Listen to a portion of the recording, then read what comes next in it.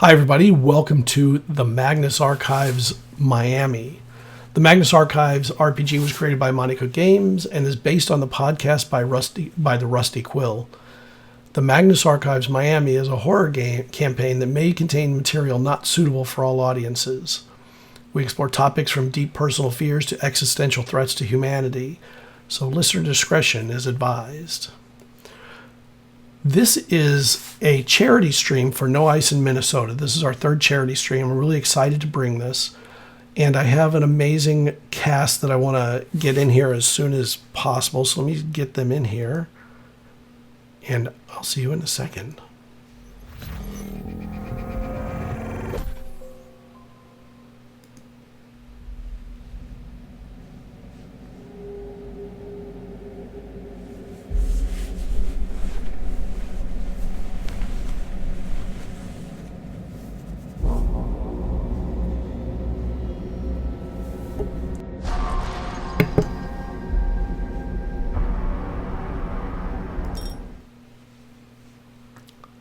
All right. Oh, hold on. I have the wrong. There you go. You should be audio cleared. Welcome in, everybody. Let me make sure everyone's in the right places. Yes, because everyone was moved around from the last time that I ran Magnus Archives, so everyone looked wrong when I first brought it up. Welcome, everybody. Thank you for joining this stream.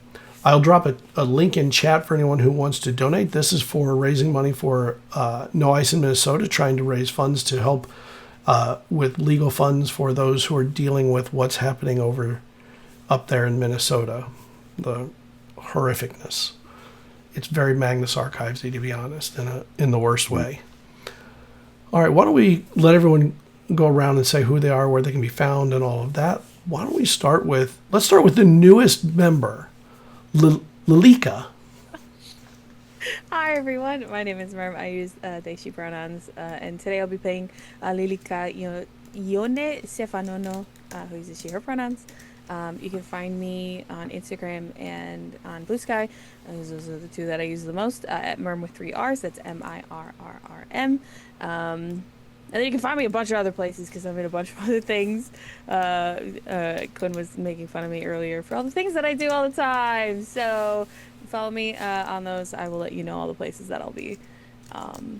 Yeah, I'm very excited to be the greenest of the group and bring my energy today.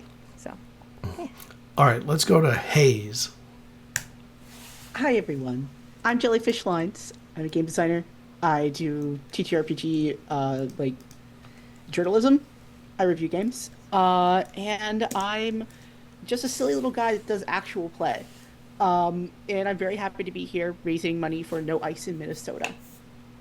All right. And I hope you all have a great day. All right. Dr. Sebastian Walker. Good morning, everyone, or afternoon. I'm Alex Newman, the 7-Minute GM, and I am playing Dr. Sebastian Walker. You can find me on my website, 7minutegm.com. Upcoming stuff. This is long up. I'm super excited. Gen Con has just started doing their early acceptances, and I submitted a couple of classes, and I will be teaching appropriately about horror in tabletop role-playing games at Gen Con. So come and see me and learn how to scare people or be scared.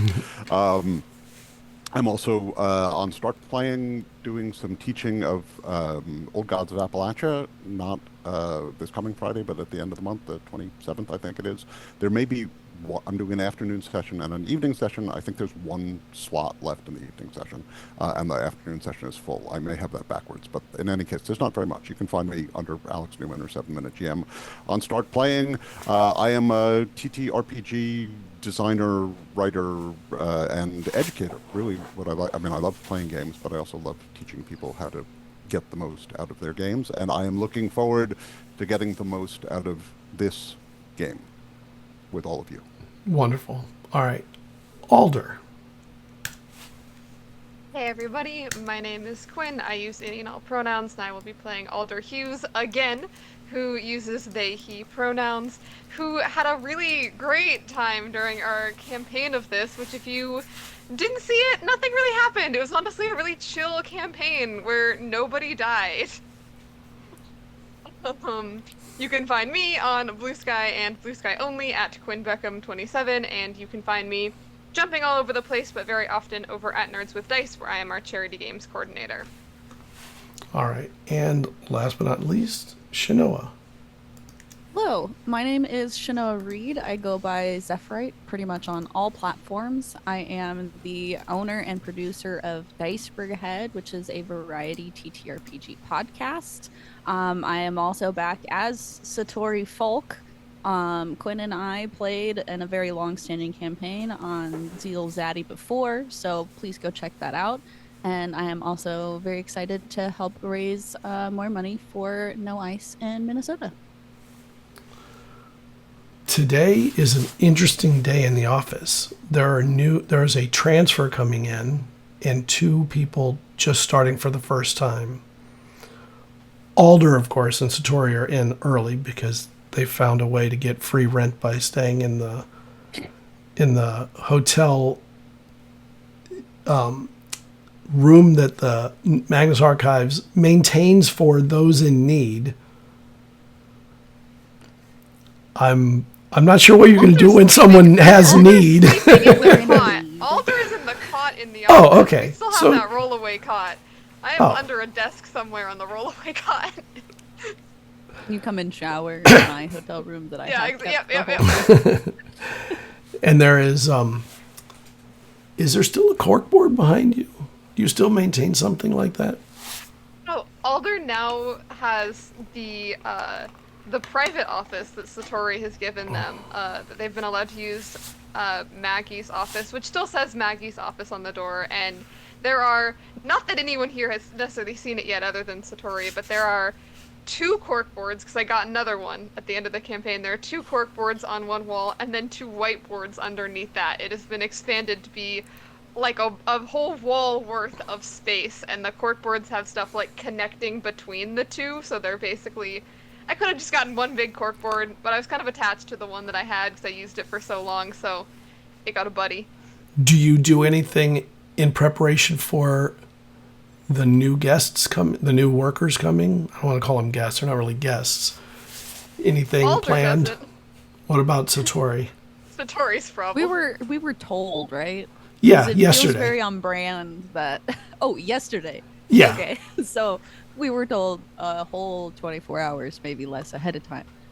Yeah. I probably would prepare some sort of statement to work on. I could go over what I've been working on myself with what we've been piecing together from some other local cases, and perhaps taking a morning nap in the office, feet up on the desk, just kind of with a case file on me, usually waiting to be awoken by Alder handing me coffee. Dr. Walker, are you an early bird or a night owl? For this to make a good impression, I'm an early bird. Okay. So you get to the building. The building is an old Art Deco building. Looks like it was built in maybe the 30s or 40s. You're not really sure. Unless, of course, you read the player's manual, in which case you would know pretty clearly when it was built and even by whom. But you get into it, and even though it looks like it's maintained its original old qualities and ambiance, unlike many of the buildings, it's maintained and in good shape. Everything is clean. Everything looks like it should function correctly until you get to the elevators, and there's only one elevator working. And there is a lattice work across the door and a man inside who opens it. Morning. Good morning to you, sir. I'm Sebastian. I'm Dr. Sebastian Walker. I'm supposed to be starting today. I'm looking for my hands are full with like 2 huge boxes of donuts and coffee and like a bag with all of the takeaway stuff on top. And okay. I have a name in my pocket here. Who you'll be working with or for? Well, I work for the Magnus Archives, but Third floor then. Come, please. And he kind of helps. If you need help, he'll help. If you feel you can handle it, he lets you handle it. Okay. Donut? No, thank you. There's definitely a smell of cigar smoke. Not like he's smoking, but it's just on him. Mm-hmm. And he presses the third floor. You closes the lattice work. The elevator doors then close, and you ride up to the third floor. It's an older elevator, so it has the speed of an older elevator. It's not fast, but it's a comfortable ride, and it gets to the top. He pulls back the lattice. The door's open. Through that door. Give me one moment. I'll get the door for you. Oh, thank you so much. I'm Don Domingo. You'll see me every day when you come into work. And he goes over to the door and holds it open for you. Thank you so much. Thank you very much. Thank you very much. I look forward to meeting again.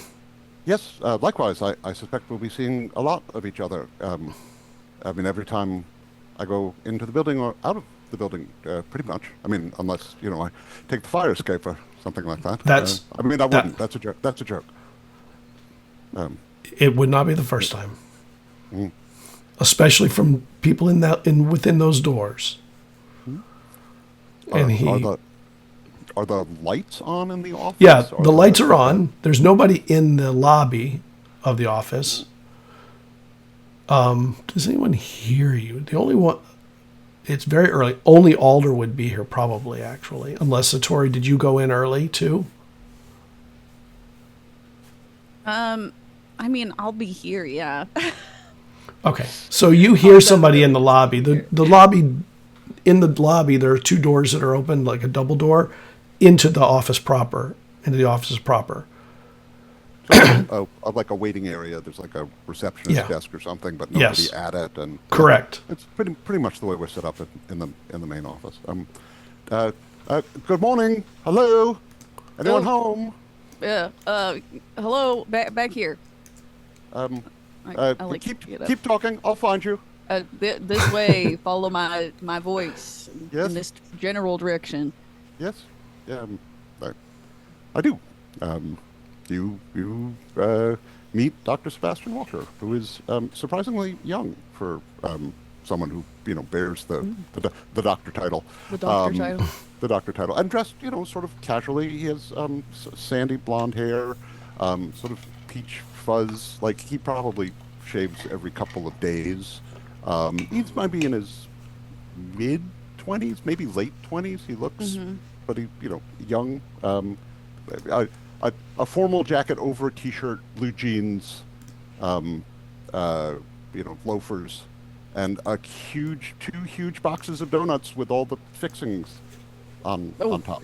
Here, let me help you with that. And I thank you. I didn't know what people liked, so I got one of everything, and then I thought, well, two people might want some of the same thing, so I got two of everything, and then they were vegan and gluten-free, and gluten-free vegan. Well, I don't have any preference, so thank you, at least on my part. And Satori is also fairly young. She, I think, is around 23, 25, if I remember correctly. Yeah. She's got like longer, wavy, dark hair that she keeps like tied back. Wears a flannel, definitely like very like a country presence about her. She's like wearing really nice workers boots, blue jeans, just like a t-shirt underneath this like really light flannel, and you can tell she is packing. You can see like a strap to like a sidearm that she's keeping like on her hip. Oh, sure. You're American. I assume all Americans carry guns. Right. Yep. Yeah. 100%. And you wouldn't be completely wrong either, it seems. But she just kind of ushers you into the office. You're one of the new ones, right? Hold on, and I like grab my case file, and I have like a little sticky note with the names of the people that are supposed to be here. So I like got last minute notice that people were coming. So which one are you? You're from the London office, I'm assuming by the accent. Yes, indeed. I'm Dr. Sebastian Walker. But Sebastian is fine. And I'm not that kind of doctor. So What kind of doctor? don't hurt yourself. I'm a doctor of psychology. Oh, So don't hurt. I mean, I can if you hurt yourself.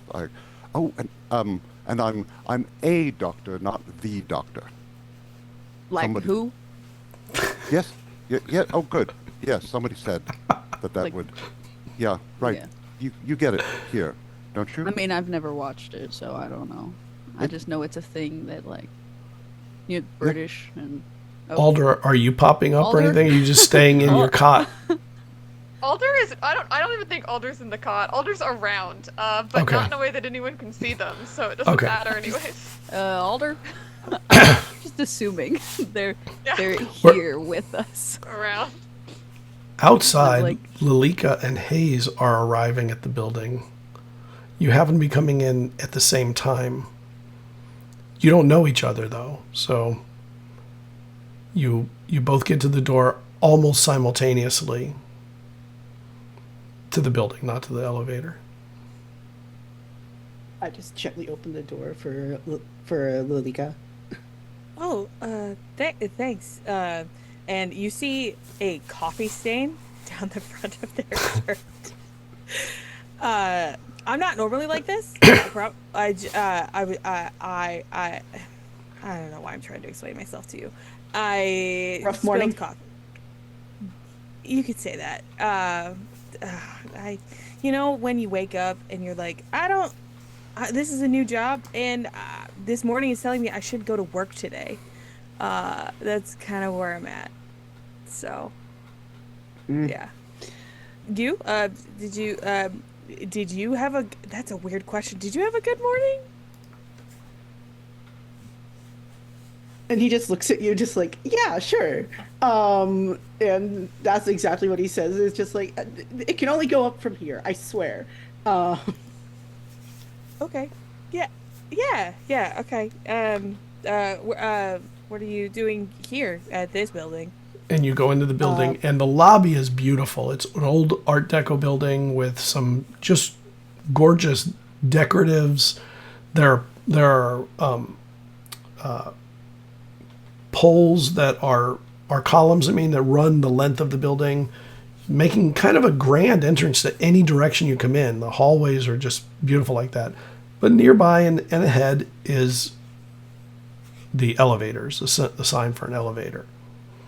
And you know you're going to the third floor. I believe I'm working on the third floor today. Oh, I am too. That's great.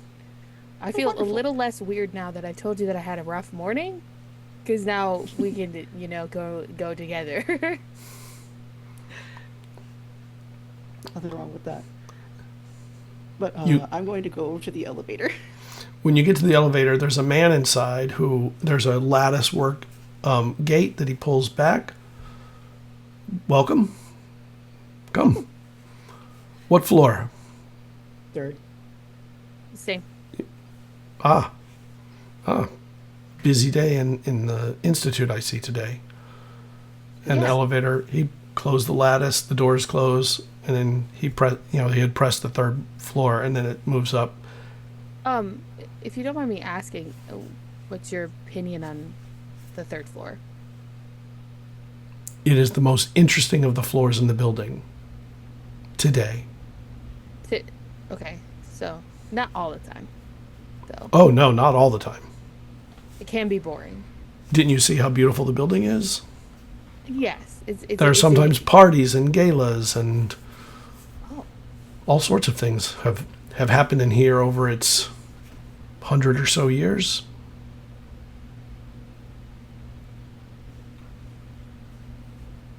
And the elevator stops, and he pulls the gate back, and the doors open. Nice to meet you. I'll see you when you leave, I assume, and then when you come back in the morning. Your name? I'm Don Domingo. I Domingo. I operate the elevator. All right. Thank you, Don.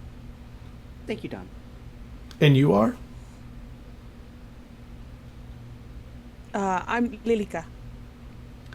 And I'm Hayes. Nice to meet you. And he closes the gate. The doors close, and it goes back down to the first floor. And you are standing in front of the lobby to what is ostensibly the Magnus Institute, and you know only by the symbol of the owl on the door, etched in the glass. That it's there's no sign that says the Magnus Institute, just the symbol on the glass. Chip will knock at the door. Well, it's a Right. lobby. There's nobody through the glass door. You can see there's nobody inside the lobby. You seem to have gotten here pretty early. I'm gonna open the door. Okay, it opens. And there's a double door at the end of the lobby that's also open, and you can hear some kind of activity a little further in. If Satori and I heard a knock, I mean, I will shoot an eye to see what we're supposed to be doing. Am I supposed to go and get the door? Definitely not. No. We have company. It must be the other new Oh, guys. The new guys. yeah. And she leans around the corner. Hello. We got new ones. And there are two people there, one with a big coffee stain across their front. Should take this off. It's embarrassing. You guys are the new hires. Yes. I'm guessing you're an old hire then? Yeah. Okay. Sweet. But come on in. I'm new too. Yeah, this I is, mean, new here. this is the doctor. Doctor Thank you. what? Sebastian. My name is Sebastian. Yeah, Sebastian. And I'm Satori. And it looks like the room that you've been brought into is a group workroom. It's like an open floor plan area with desks that lean or look towards each other. Everyone has like corkboards or small whiteboards behind them, except one, of course, that has a big corkboard and two huge whiteboards. But of course, there's nobody there at that desk. And there's a ton of donuts. I'll Do we get have the an donuts later. I'm image? gonna look right at that corkboard to be like, That corkboard. There are people on it and buildings with tape between things and little pins connecting dots. It's very investigative looking. your name is Satori, right? Yeah. Who made this? That was my partner, Alder.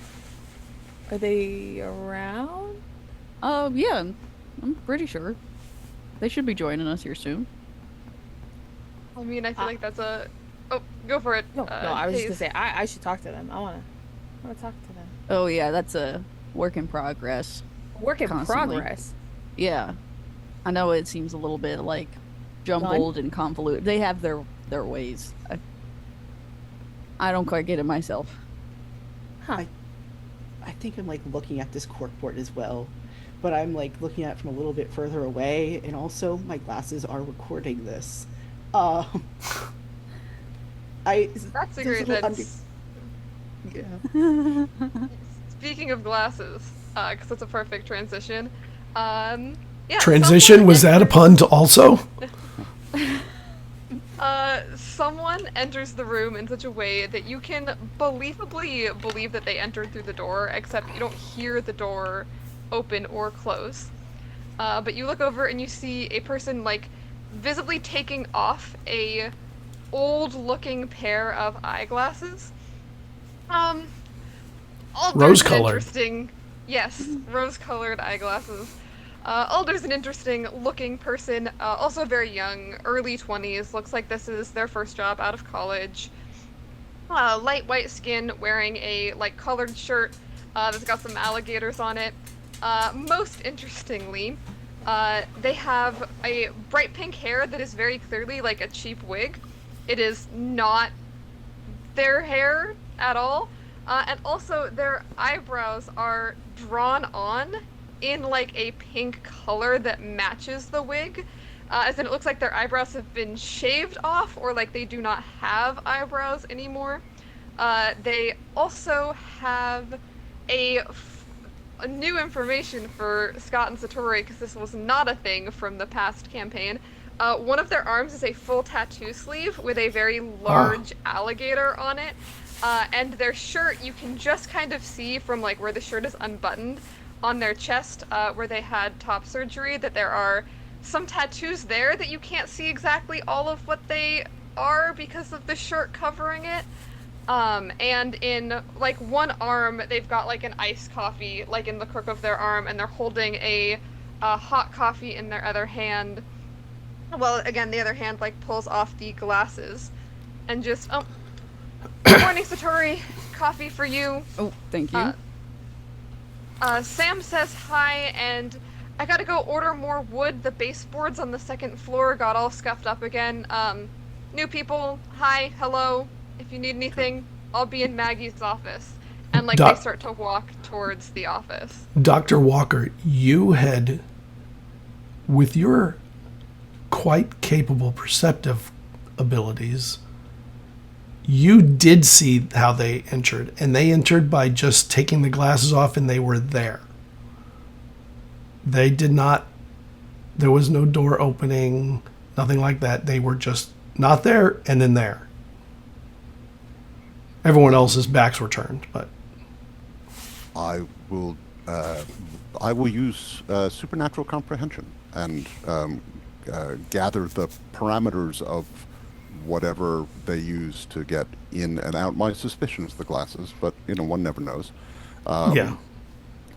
So I just sort of know how far they can go. How long does it take? Any wear and tear that it has to body or soul. How many people can they take with them? The general parameters. I don't need an info dump from you. Just in general. And I'll turn to Satori, and is that from St. James Infirmary? I didn't know they had them in the States. Oh, yes, yeah. Alder just knows good spots around. Miami. God. I mean, I'm not much of a coffee drinker, but I do love their scones. I'll have to find out where it is. I did poke around. I mean, I've been here a week, sort of getting the lay of the land. Yeah. Well, they got me set up and stuff. London office says hi. By the way, big fan. Yeah. Big fans. Hello. I stick my hand out towards anybody who's either of you who are facing me. I'm Sebastian. I'm new here. Just transferred in from London, starting today. And there's a beautiful lay of donuts out on Alder's desk. Yeah, Alder does grab a donut before starting to walk. Like, unless stopped by most likely Satori, Alder, like, gives you all one wave, grabs the donut, and is, like, walking away. Has no interest in staying and saying hello to all of you. Yeah, I definitely am eating a donut quickly, alongside with the coffee that you gave me. And maybe moving on to the second coffee as soon as I'm done with that from what Sebastian has brought in. All right. So, is it Lalika and Hayes? Welcome to our wonderful archives. I actually have a case already for you to look at. Been doing some digging. We suffered some weather damage a few months ago. Maybe about, part of our archives got a little bit torn up, and we've been taking a long time to get it all situated. Anyway, she picks up the case file and pulls the sticky note off that. Well, there's a recording of it too. There's a tape. Yeah. Of course there is. And pull an old. Is it an old cassette player? Yeah, of course. That's what I thought. Oh, Only kind of work around here. We use those in London as well. Yeah, they seem to be, timeless, I would say. I'd say so. And they're charming. Yeah. And then I'm gonna, flip through the transcript that I have and listen to... Okay. Are we gonna listen to it? Yeah, I'll play it. Okay, wonderful. I didn't want to... Statement of Field Archivist Augustus Cato regarding incidents in Little Haiti, Miami. Statement recorded September 2nd, 2018. Statement begins. I was sent to Little Haiti because of the deaths. 3 deaths, all ruled dehydration complicated by age and environmental stress. But every officer I spoke to mentioned the same thing, how quiet the houses felt. Not peaceful silence, emptiness, like something in the air had been removed. Are we supposed to? The families said they knew what had happened. They didn't argue with the reports. They believe a, quote, boo hag. I dropped the transcript in chat so you can read along while it's playing. I'm not sure you're able to hear it, but you can read it if you want while it continues. Okay, thank you. Open. The second victim, Mr. DeRosier, blankets pulled tight around her body like she'd been tucking herself in. Her face was calm, but her skin was gray and dry. Her lips cracked and her eyes dull like fogged glass. Behind the bedroom window were long, shallow scratch marks, like someone testing the window and waiting, and testing it again. No one forced it open. The second victim, Mr. DeRosier, had moved his chairs into a half circle facing the hallway. When I asked his wife Valeria about that, she said he liked to sit where he could see whoever came to visit at night. She didn't understand, but she and her husband rarely had meaningful conversations anymore anyway. His dementia had made him all but a stranger. She told me that he said she stood in the dark. He wanted her to feel invited. He told her the woman never touched him at first. On the night he passed away, Valeria dreamt that she watched as a woman laid on his chest. She breathed quietly, and the sounds other than her breathing faded into the background. It was like meditation, and then she sucked his breath out. Not like a kiss, more like something from folk tales, and he was dead in the morning. Later, behind the duplex, I found something that looked like shed skin, thin, brittle, folded carefully like clothing. I unfolded it, and it was human-shaped. It was placed or maybe left behind. Did whatever wore this no longer need it? I would have asked Valeria if it looked like the woman, but she was too distraught to see me any longer. The third victim, Rafael Torres, spoke to me after his wife Maribel died. He said he woke up frozen, unable to move. There was a woman sitting on his wife's chest, not crushing her or anything, gently holding her like a lover. She stroked her face. Maribel whispered, like she was studying her. Then the woman turned slowly, her face saggy, a little misaligned, like a reflection in warped glass. She looked up at me under her eyebrows like I was interrupting something private. Then she drifted backward into the dark. When I eventually asked Raphael why he didn't do anything about this, he said he couldn't move. And as sound returned, his muscles came back to life. But Maribel had already passed away. This time I stayed overnight in the neighborhood. The death was just the night before. I woke up around 2 a.m. and the world had pulled away. The silence brought me to consciousness. There was no music. There were no insects. No traffic.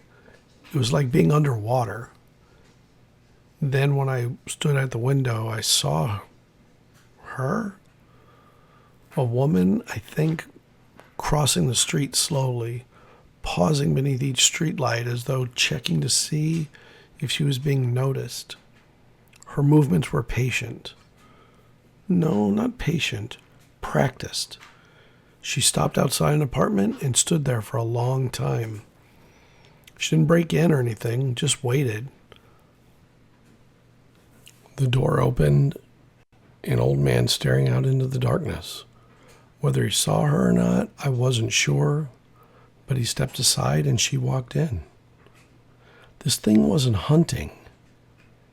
It seemed like it just offered itself. Maybe it replaced their silence or their loneliness. It brought a presence. It sat where no one else did anymore. It brought closeness and warmth. Whether it was families sleeping together in living rooms and small beds or radios playing football softly, any noise like that seemed to keep it at bay. Even porch lights on until sunrise would seem to make it avoid those spots. Those things seemed to disinvite it. Everyone believed the same thing that I asked. It only came to you when you were alone, and especially if you were lonely. And once it stayed with you long enough, you didn't leave. I cannot confirm the existence of such a creature, but I can't completely deny what I saw. Every victim lived isolated, or it could isolate you, doing something to lock up the muscles of nearby witnesses. Every house had been described as quiet before the deaths, and every witness spoke less about fear and more about comfort. It's something that watches and feeds in solitude. Statement ends.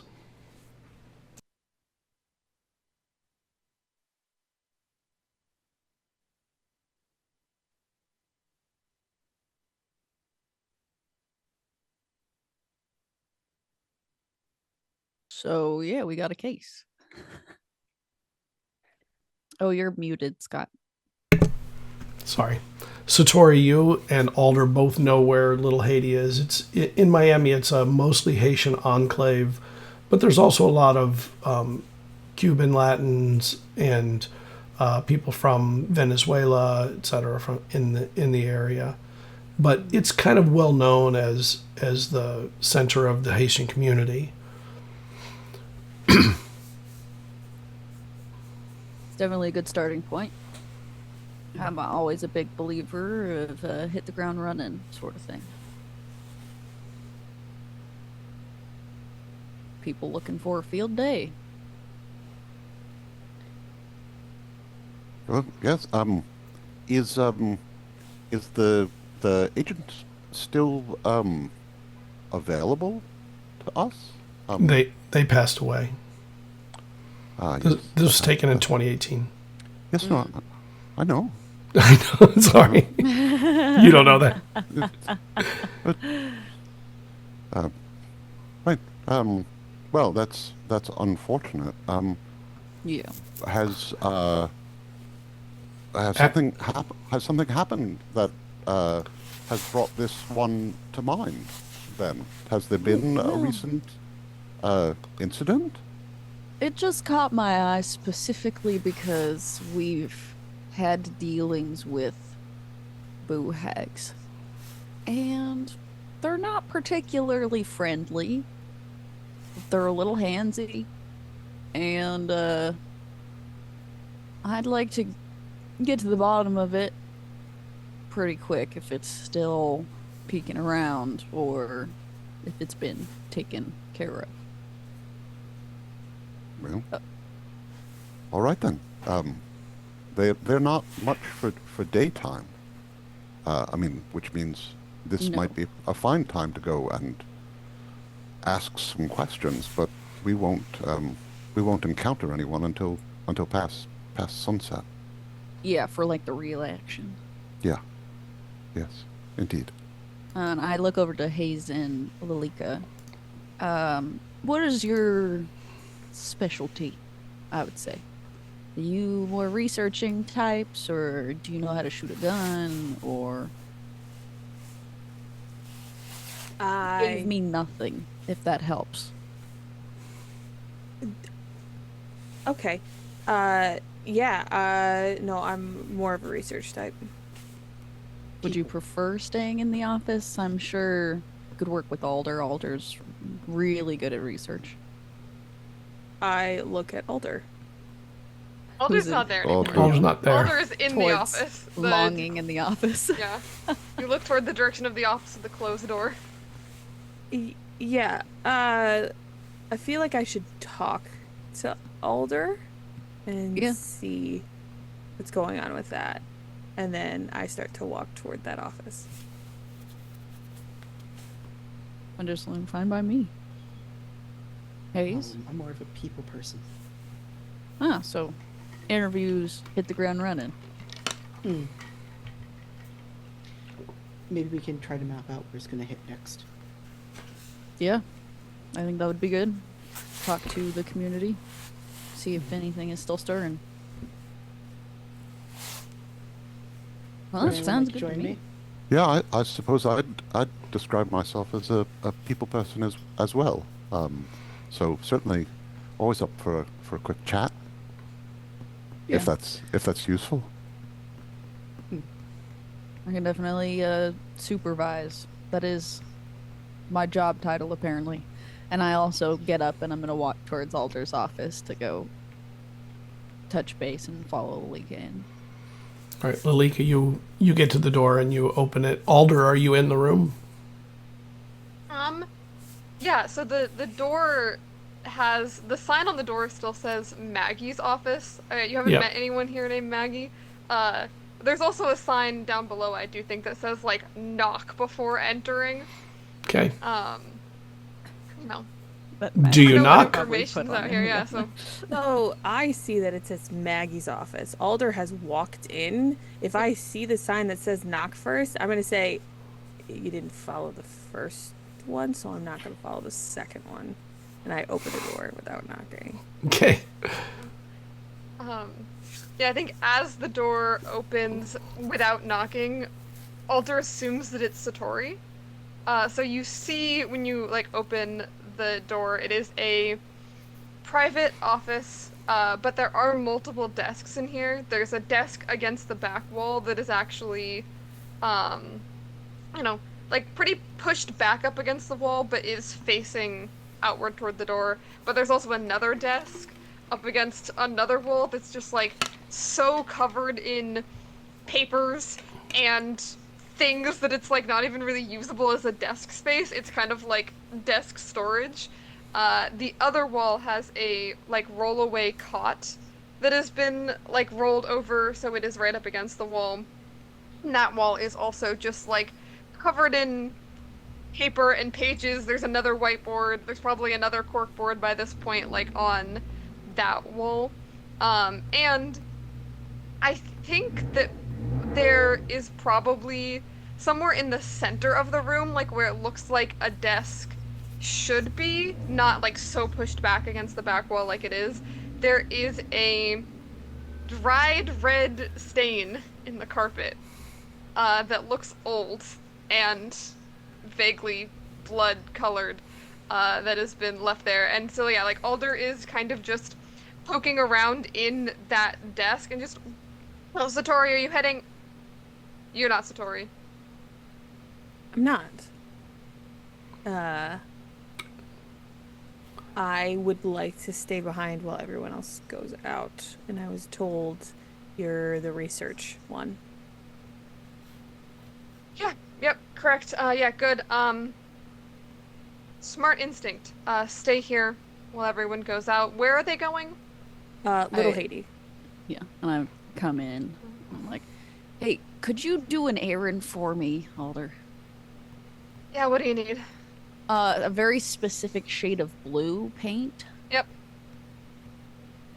I think Alder will kind of like walk over to you, Satori, and just like without not asking, comes right into like your personal space, just like right up against and next to you, and like leans in very, very close to you. Just, are you really sure you want to be taking people out on their first day here?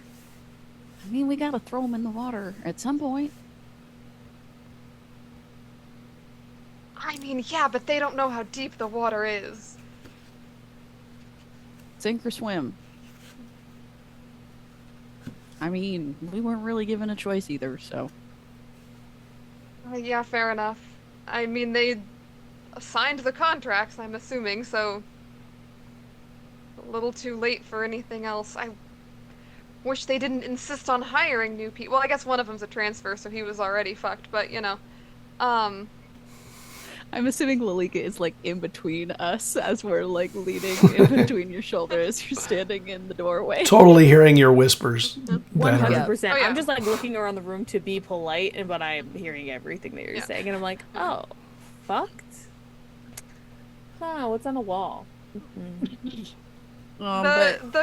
corkboards in here on the wall, just because you're looking around, like the corkboards in here on the wall have, like the ones on that are out in the public space are more like very obviously about cases. The ones that are in here have like weird symbols, like right in the middle is a weird, like very hyper realistic eye. And, you know, words like the lonely and the spiral are all like it's very clearly not necessarily about just like a case. It's full of weird stuff that doesn't make any sense. Huh. Yeah. Okay. And Is I think, it okay that I stay?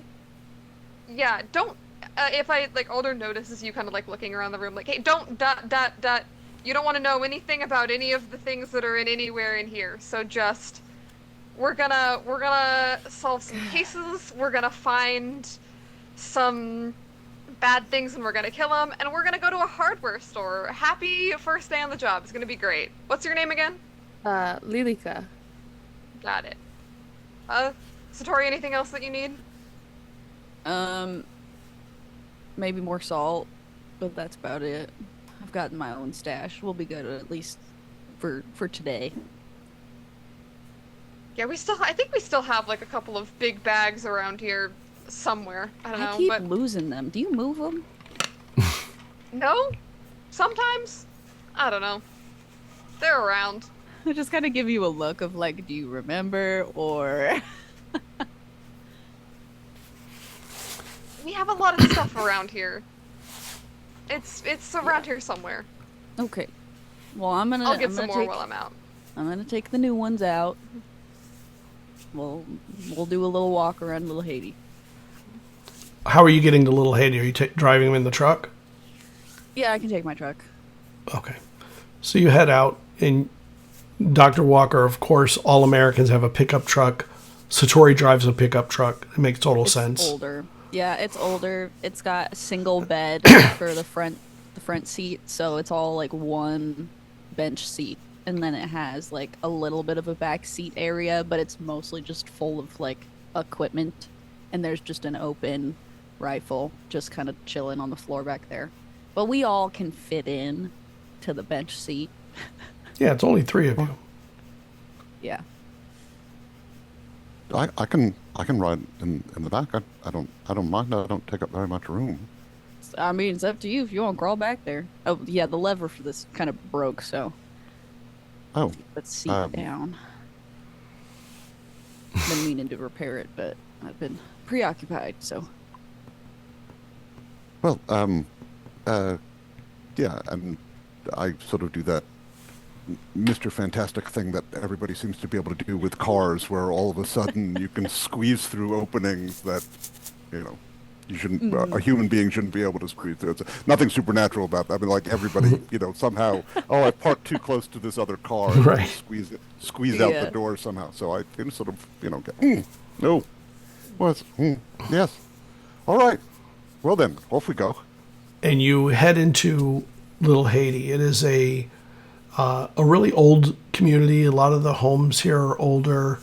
There's always music, Caribbean style music that you can hear playing somewhere.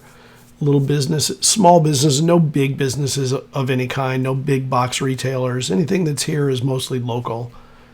And so, Tori, when you get into the area, is there anywhere that in particular you want to go in? Who do you want to talk to? Do I have any information on the previous person who gave the statement? Yeah, there's one person who, I think his name was Raphael. Let me open the statement again. Mm-hmm. Raphael, the third victim? Yeah, Raphael still lives Flores? there. Yeah. His wife had died. He'd be a good place to start. And you get to the address that I'm assuming Alderwood found for you. Mm-hmm. Instant. It's not hard to find. It's just an address. Mm-hmm. An older home, and you see on the porch an older man sitting and just sort of looking out. When he sees you pull up and stop, he kind of, slowly lifts himself from the chair and just watches. I just give a slight wave as we kind of unpack out of the truck and walk our way over. He doesn't wave. He just sort of watches as you get out of the truck, and there's no fence to the yard. It's open, so you can walk right up to the porch. Mm-hmm. So I will stop at the edge of the property and good morning, sir. Do I have the pleasure of speaking with Mr. Rafael Torres? Yeah, you do. Who are all you? Yes, Hayes. Go ahead first, Satori. I was just going to say, my name is Satori, sir. We just have some questions for you. And he looks around like, okay. Can I try and clock where he was staring before? He was just like looking around the neighborhood. It's kind of weird seeing a bunch of people pull out of a truck in front of your house here that are unfamiliar, don't really look like the neighborhood folk. Mm. And he steps down off the porch, comes towards the property edge. Sure, what can I help y'all with? You have a lovely home here, sir. Would you be? You're first place. You're not in any trouble whatsoever. We're hoping to resolve some open questions about your late wife's passing. Many years ago, you spoke with one of our associates who is unfortunately no longer with us, and we're just trying to pick up on his work.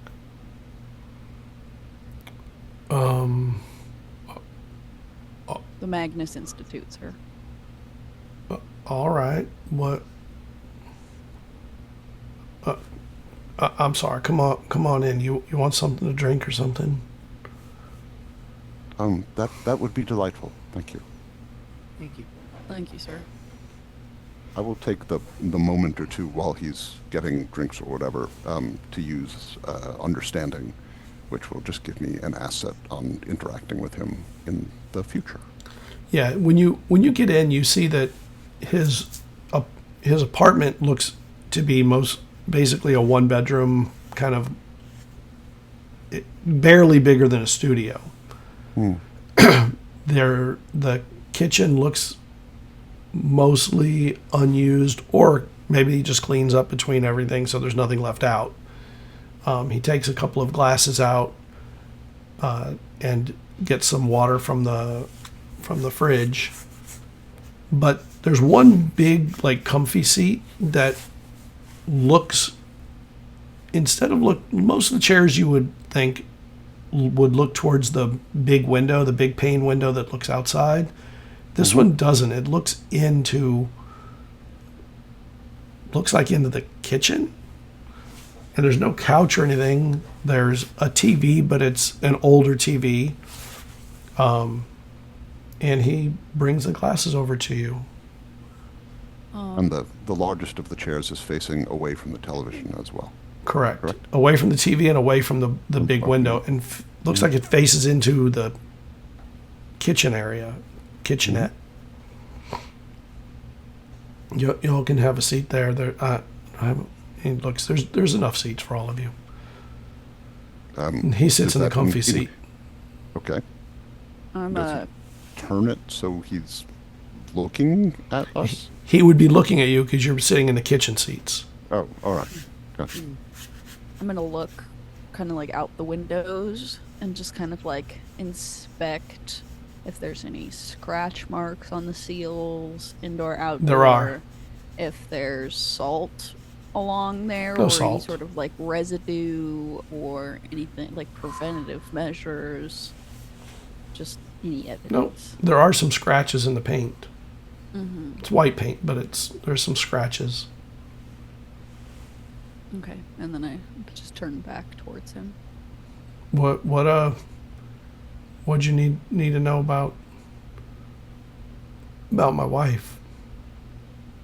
Well, Mr. Torres, we're really here about you and your relationship with your late wife, and your current state of mental health. Of course, I'm sure that when she passed, that was a terrible time. How do you feel that your road to recovery has been? How have you been lately? What you mean recovery? Your passage through grief, sir. It was 8 years ago. I think I've passed through that at this point. And no sudden feelings of melancholy or loneliness that have arisen just recently.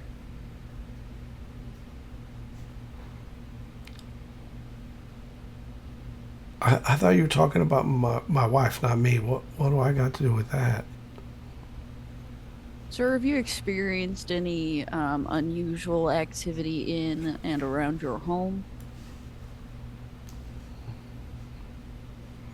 Y'all showed up. That was unusual, I'd say. Anything in the last few months? I mean, I've been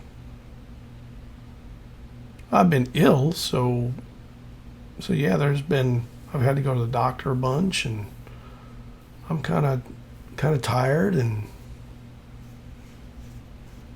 all the things that come with that. I'm a doctor, Mr. Torres. Do you mind if I do just a quick examination?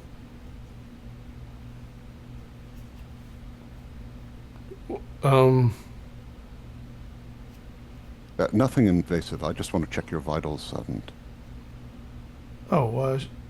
Sure. Why not?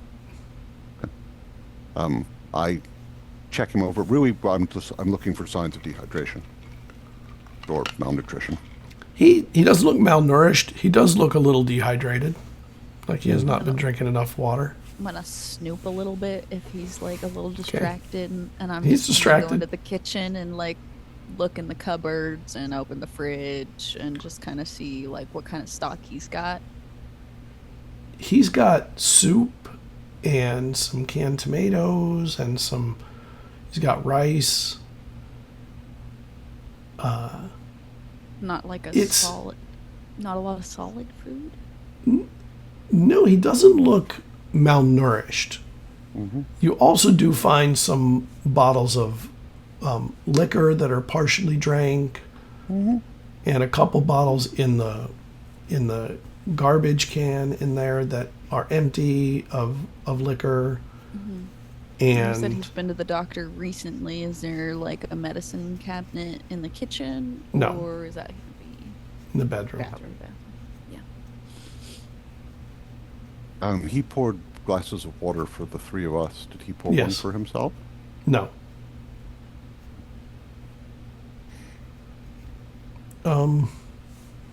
How do I look, Doc? Well, you do, as you say, seem a little run down. Have you been drinking enough water? Not in that form necessarily. Well, while we do use alcohol to clean wounds, it's not the best libation. I would suggest maybe 8 American 8 ounces, 8-ounce glasses, tumblers, just a tumbler of water a day for the next 3 days. Yeah, you sound like my doctor. Well, he's a very knowledgeable man then. Sure. I have more water. Please Sir. do. It's important. I'm sorry to interrupt, but do you have a restroom? Yeah, it's right there. Okay, I'm just gonna be right back. Apologies. I'm gonna like take a few steps back and go to the restroom and close the door. Okay. I'm gonna look in the medicine cabinets. There's a bunch of medicines in there. Anything specific that jumps out at me? It looks like he's using some medicines for potentially cirrhosis of the liver and maybe have things for heart medications. Yeah. I'm gonna go to the bathtub. Is Okay. any of the towels damp? Has the tub been used in a while? Is it No, they're not damp. dusty at all? No, not dusty. I mean, it's not like that. Hasn't showered today, it looks like. Okay. Recalling my vast amount of knowledge of boo hags, does this sound like the one that we encountered with the aversion towards water? No. This seems different. I feel like I'm trying to remember something that I'm like. This doesn't it's seem like- right. It's like the aversion to water. Because there was something. And salt. I feel like. They couldn't cross Yeah. a salt line. They had a fear of indigo blue paint around entryways that, I mean, there's no blue. The windows are not blue, they're white. Yeah. There's no salt on the ground, so that's not necessarily a thing for here. But the hydrophobia is where I'm like, Yeah. I swear, I've heard of this before. This sounds familiar. And I'm gonna walk out of the bathroom. I'll flush the toilet Okay. and then walk out. Okay. All right. While they're in there, what are you doing? Yeah. Yes. Yep. Can I ask you why you turned your chair this way? Sure, go ahead. Well, why did you turn your chair this way? Away from the window, away from the television? Well, there ain't nothing to watch on TV. Ain't been nothing to watch on TV in many years. And I kind of sometimes I have people come and visit, and I like to have seats set for conversation.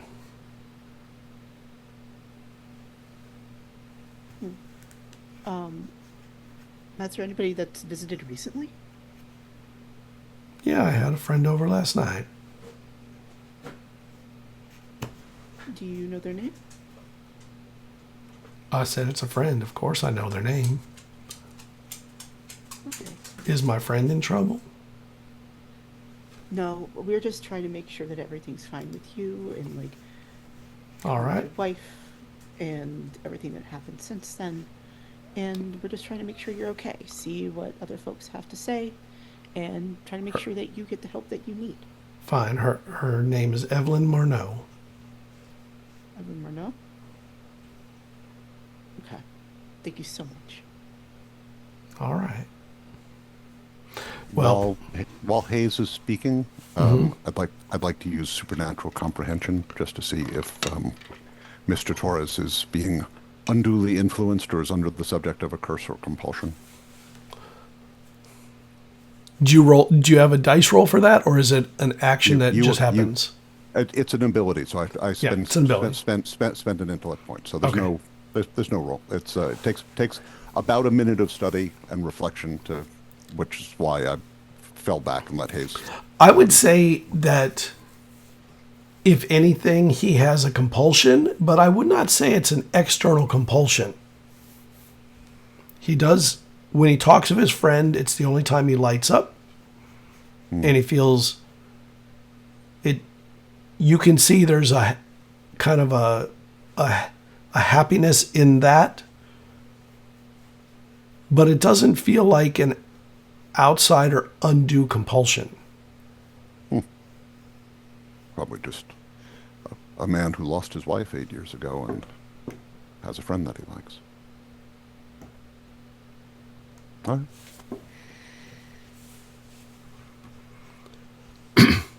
All right. A healthy social life is important for your for everyone, Mr. Torres. Do you see friends on a regular basis? Do you get out much? I don't get out at all. Let's see. Well, I'm new to Miami, and I have to say that just in the last few days, I've found the city very charming. And just coming through here, we pass some lovely parks. Maybe get out for a walk every once in a while. I wouldn't know you're new to Miami. You know, your accent doesn't give it away. Yes, well, maybe once I've been here a few years, but for now. Back in the office, Alder, you are standing in front of Lilika, who is very inquisitive and kind of reminds you of someone you know, yourself. I know, I hate it. I'm gonna start just like ushering Lilika away from the door of Maggie's office.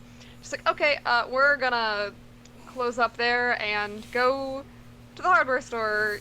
Great first day activity. And I like I'm like moving out of the office and you're kind of blocking the door, so I'm kind of moving into you a little bit, so you have to either back up or I'm gonna run into you. I'm gonna step to the side, like, we'll come back to this, though? We're gonna come back here. Like, to the office, because we work here. I don't mean today. I mean at some point. You know? I really like learning about things and writing things. We can go to the hardware store. Of course you do. Yep, I will close the door behind me. I think Alder starts, like, walking and then, like, kind of stops, like, right, we're probably gonna take the elevator. Give me a second. I'm gonna go and look at the transcript of the statement that's on Satori's desk before we leave, because I think that Alder has the same experience that Satori does with the Buhag, and I want to use missing detail, which is one of my abilities, on the statement, just to, before we go and, like, run an errand, I want to make sure that everything in here sounds like it's lining up with what we think.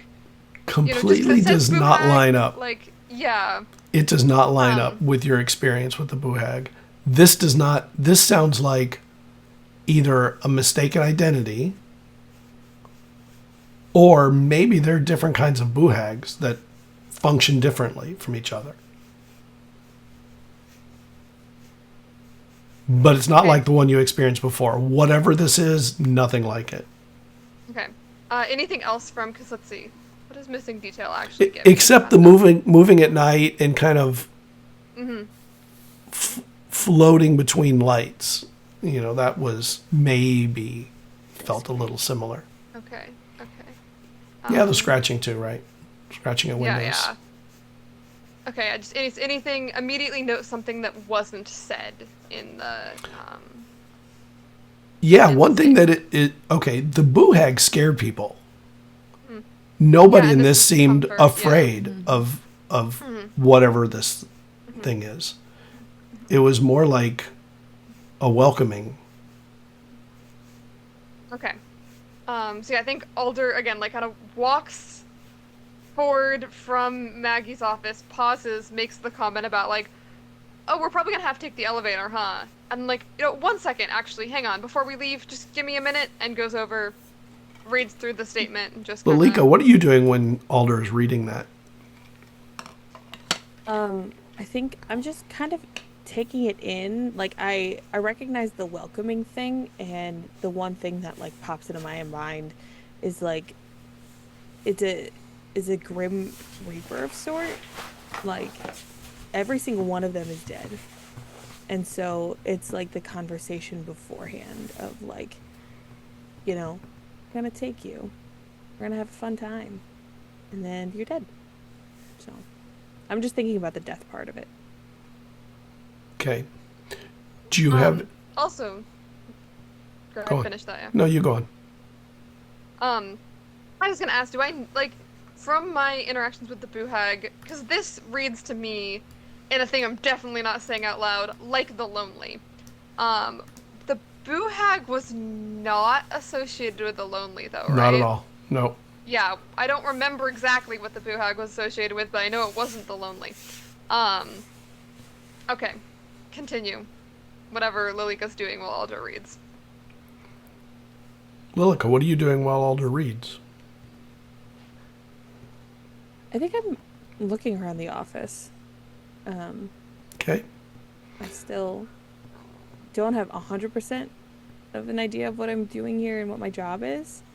So I'm trying. Well, you were hired as a researcher, and Alder is the head field researcher. They seem to be kind of put off by you even being here. It's very. I mean, maybe your competition or maybe something worse. You're not really sure, but there's definitely a discomfort with Alder around all of these new people. I mean, maybe, I don't know, maybe it's something with Alder and people. Who knows? Yeah. The office, though, looks like a busied office. Like there's stuff piled on desks. There's paperwork everywhere. Alder's desk is actually comparatively relatively clean and organized, but still piled with paper. But it seems like organized rather than some of the other desks that are, well, But less All of organized. Alder's mess is using behind closed Maggie's doors, yeah. office. Yeah. Like Maggie's office, I feel like is actually Yeah. Alder's in my head, and I'm like, Yeah, This I think seems Alder like- has back there. Yeah, as soon as Alder is done reading, there's kind of just a, like, deep sigh of, I know Satori told us to go to the hardware store, but I think that she's wrong. okay. We both were looking through the statement, and it names a thing. The statement talks about a boohag. Do you know what that is? Have you heard that? That's a weird term that not everyone's heard before. No. What do I you haven't. know? Do you believe in ghosts? Yeah. Yeah. I mean, I've experienced them before. If that's what you're asking. Oh, you have? Oh, great. How did you get hired at the Institute? How'd you hear about this place? It's like kind of an interesting place to work, right? Yeah, I mean, there was. I come from a very small town. There was just like a job posting, like in this like little corner office of the like government, like the not the government building. Well, I guess the post office was kind of also where the mayor was. So like I had to go to the post office, and I met this person, and I told them that I do really love to, research. And then they were like, "You want to go to Miami?" And I was like, anything to get out of here. And I'm here. I mean, and then I also did have to like talk about my experiences with ghosts and things, just because that's, as much as I don't want to admit it, it's a pretty regular occurrence for me. Yeah. Oh, it is. In Yeah. what way exactly? Like, how does that work? for You you? know, it's hard to pinpoint one specific thing. The sorry that I'm covered in coffee, but that is one of the things. I turned around and there was one just kind of in my apartment with me that I've never seen before, and was very bloodied, and I got scared and spilled the coffee on me, but I was already kind of late, so I had to run out. Trying not to touch them on the way out. But yeah. Cool. Well, you're in the right job, and also,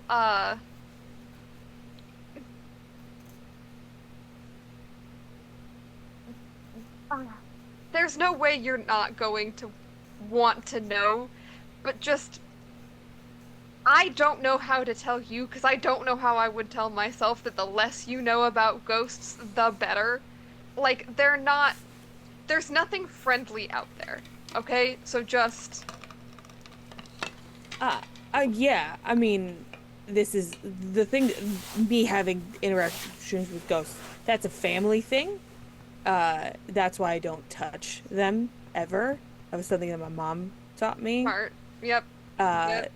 But past that, like, it's just the apparitions that come out that usually just stare at me for hours. And I just kind of try to slink away as far and as fast as I can. Excellent. Continue that. Yeah. Quick question. You not dismissed, kind of dismissed all of us this morning. You're kind of trying to shoo me out. Do you have a problem with me? Is there something, like, is it the coffee stain? Do I have to take off my, I'm wearing a shirt underneath. I can take my sweater off if you need me to. Not a problem with you. I have a problem with the Institute hiring new people when we had people working here who could have stayed working here. Yeah. As opposed to hiring new people, at a place like this. This isn't really a normal type of job. No. No. And, we don't really need new people, around here because, I know we're in Miami, but you know that song, like, the Hotel California? Yeah. This place is like that, where once you're here, you're here. So I guess you're here now, and there's really no point in trying to keep you too safe from it, because you can't leave. Okay. But, just, Probably from how exciting the work is. Yeah. Yeah, you're gonna want to stay here forever. It's great. You're...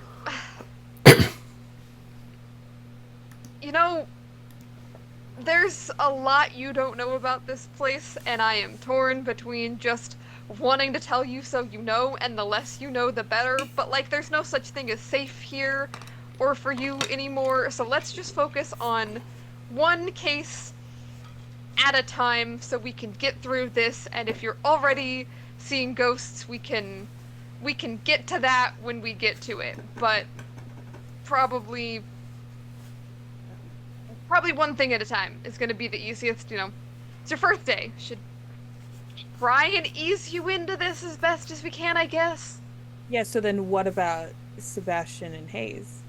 I'm going to be upfront. I heard your entire conversation with Satori before she left. And you seemed concerned that they were going out on their first day. And now it seems like you're not going to have us go out because you feel different about what's out there. I'm concerned about you all being here in the first place, but, yeah, it just, there's just, we don't want anyone to die on their first day, so, like, I don't know. That's on the table. Oh, yeah. Okay. Yeah, I feel really they got should really be bamboozled more here. clear. Alder, Yeah, a lot of people don't die; they just disappear. that too. You can also go missing. Yeah, they really don't specify enough in the contract, for the job for this place, unless you read it incredibly carefully, which I take it you did not. I know it's like a lot of big, long it's a lot of pages long document. Yeah, I wasn't allowed to leave until I either until I made my decision. If it was no, they were gonna let me out, or I could read 500 pages of documents, and I didn't have the time. Yes, you said. Okay, cool. So yeah, we're not going out because I don't think there's anything for us to find out necessarily. I think that, I mean, having blue paint on hand is always, we should probably just have some. I gotta go through and do inventory. Actually, new people, I'm gonna make one of you go through and do inventory of our storage later. Actually, maybe it will be nice not being the newest person in the building. We gotta go through and do inventory of our supplies. We should definitely have some blue paint on hand, but I don't think this is that. I think this is something else. I'm gonna text Satori actually real fast. Satori, you and Dr. Walker and Hayes, I believe, were getting ready to leave, right? Or do you have more? Yeah. Yeah. When you get out, I woman. also was gonna text Alder too, like, it's not a boo hag, and then Alder's texting me, it's not a boo It's hag. not a boo hag. Yeah, we sent same message like right at the same time. Yeah. You see that message, and a woman comes over to, I think Dr. Walker sounds like a faster walker than the three of you. And a woman comes... Which is funny because it looks like he's just sort of ambling, but it covers a lot of ground. A woman comes up to you. Your doctor's checking on Raphael. Is he okay? He's really kind of... And you hear the door behind you open. Get out of here! Leave me alone. Leave them alone. And she looks at him like up on the porch, kind of like this? a woman that came up to you along the sidewalk as you were getting to the truck. Are you a Hi, ma'am. a concerned neighbor? You could say that. I just did. Yeah. I live next door. So your neighbor? Yeah. And you're concerned. Did he tell you how much he's been drinking? I'm drinking the amount I need to be drinking. That's all. It's none of your business how much I'm drinking.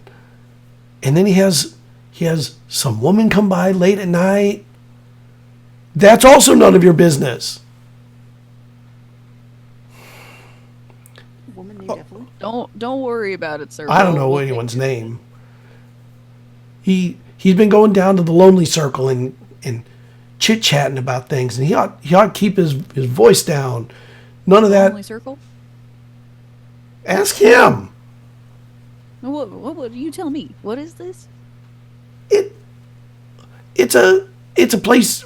It's a group that gathers when they've had their lifelong love pass away or whatever. A place to kind of come across people who are going through the same kind of grief as you. Like a support group. Yes, it is a support group. I'm suspicious of the support group.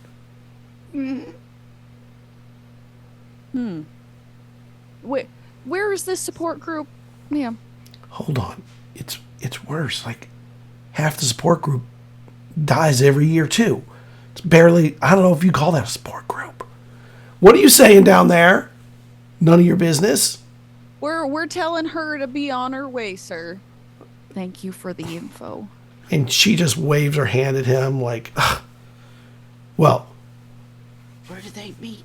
see Where ya. did they meet? Down at the church. Down at the church. Not fucking church. God, Can you I leave? Can turn you leave around. people out of it? All it is, Thank you, ma'am. you're not lonely because you're playing music all night with your family. You got I'm gonna get in my 10 people in there, and they just go and yell back and forth for a few Yeah. minutes more as you get in your truck.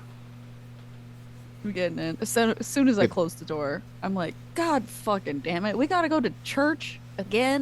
And I like look at my phone, and Alder and I. Not a boo hag, not a boo hag. I'm just gonna call Alder. Okay. You're gonna call a moment Alder later, Alder. answers, yeah. Yeah. Or you put it on Alder said- speaker? No, Yeah, I don't. I do. How good of a hearer are you, Lilika?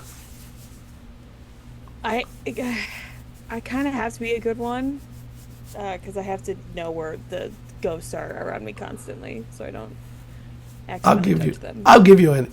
Do you have are you trained in perception or anything? No. Okay, so an int roll, so a d20 roll. Okay. You're Oh, trying that's to good. Yep, you're trying to get above a 9, so you want a 10 or higher.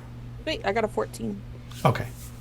You can kind of hear the conversation through the phone if you stay near Alder. I will. All right, go ahead, Alder and Satori, you can talk. Hey, so it's not a boo hag. Not a boo hag. It's something really weird's going on. It's like a group of lonelies who are grieving, and the thing sheds its skin, and it makes you dehydrated. It kind of reminds me a little bit of like Eileen, and the way like these people are just getting like sucked up.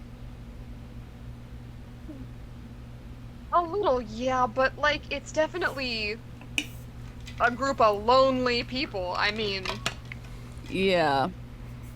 So anyway, that's they not really meet at a Eileen's church. thing. So I Of have to course go they to do. church again because we know how well that goes. I can meet you there or stay here and try and look into it from see how the group advertises. So I try and find if they've got a social media page or a website or anything like Yeah. that. Maybe they have a meeting today that we could sit on, but at the same time, me and a grief meeting doesn't sound like a very pleasant experience. Fair enough.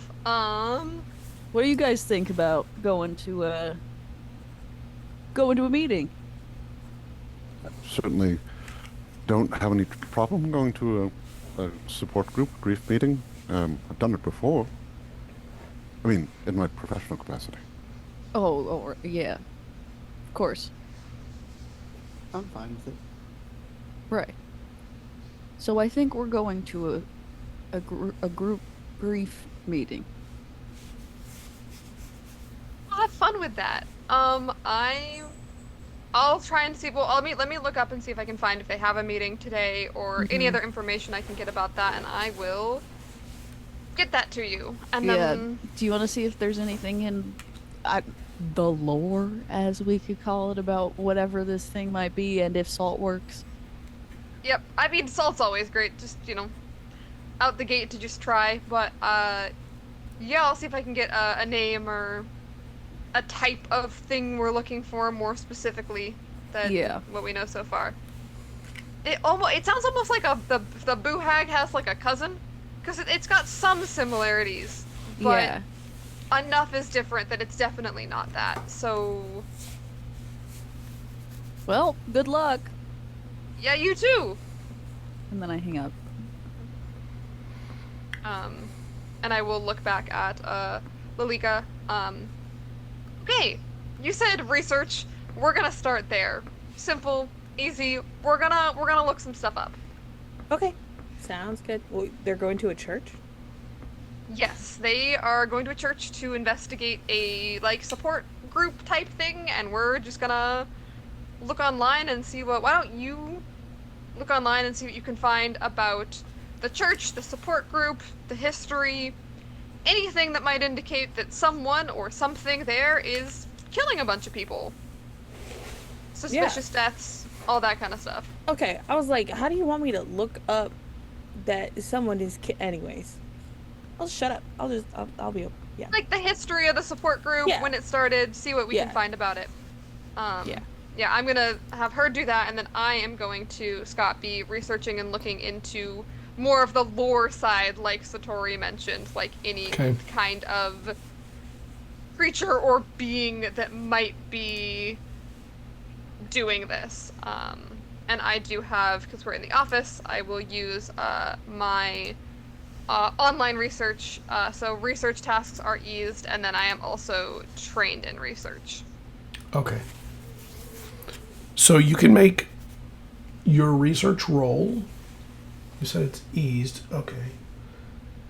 I think technically for me it's eased by 2 because I can use both of those. Yeah. Right. So you have 2. That's part of why I'm taking, like, in character and out of character, it makes sense. I don't know, Merm, what you have in terms of research, but I'll take the thing that might be harder to find information on. Yeah, So- I'm just trained in research. Yeah. So Alder, you need to roll above a 9. I rolled a 19. Okay. Here's the odd thing. You don't really get anything from folklore that quite matches this. It has some of the telltale signs of a buhag, but whatever it is, you're not sure it's folkloric. I don't love that. What does You would Lolita hate find that. about the support group and stuff? I don't know if you need another roll from her. Well, yeah, I'm gonna need a roll from you, Lilika. What was your okay, yours is a lot easier. You just need to roll above, believe it or not. Because it's eased, you only need to roll above a 3. So a 4 or higher will get you the basic information you need. That's a 14 again. Okay. On a different Nice. dice. The So- look on your face, I was like, is it a 2? It could have been. It totally could have been. So when you do your research, you find that the church that's nearest to this place is called the Little Haiti Gullah Geechee Church, which is not a denomination or church name you've heard before. But they do have a support group for a grieving support group. And it's called the Lonely Circle. And they have a meeting later today. They do it towards the end of the afternoon, 4 o'clock. And it's run by Lucia Madeline, who is a trained therapist. And it says help with grieving, breathing exercises, meditation, calming, and things along those lines, as a way to help handle the anxiety of your grief.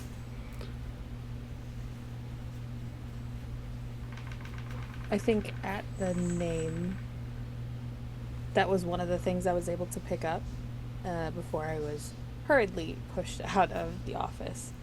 I do kind of like pass that over via note to Alder.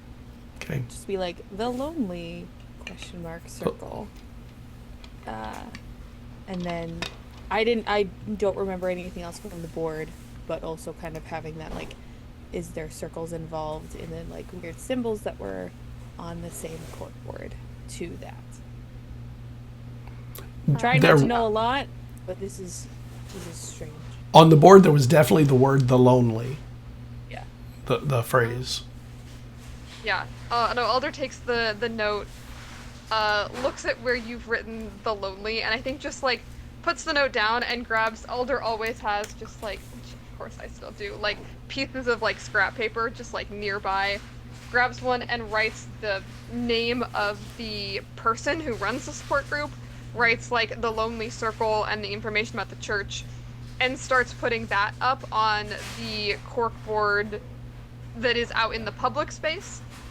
Just kind of starting to like gather the information about the case. I think writes not a buhag and puts that up there too. And just doesn't comment on the lonely piece at all, but does write like the Lonely Circle and put that up there because that's the name of the group. And just, hey, cool, so we know that the group exists, we know who runs it, which is great. We might want to try and get a little more information about her. I think I just send a picture of the information gathered on the board to Satori. This is the standard way that Alder communicates findings to you, so... Sends a picture of the corkboard, and yep, I'm like, yeah, okay. I have have no idea what could be doing this, though, and that's not fantastic, because if you don't know what's doing it, you don't know how to kill it. Yeah. Lalika, can you make me another research roll? This one is a little harder. You need to roll above 8. You need to roll a 13 or higher, so above a 12. Okay.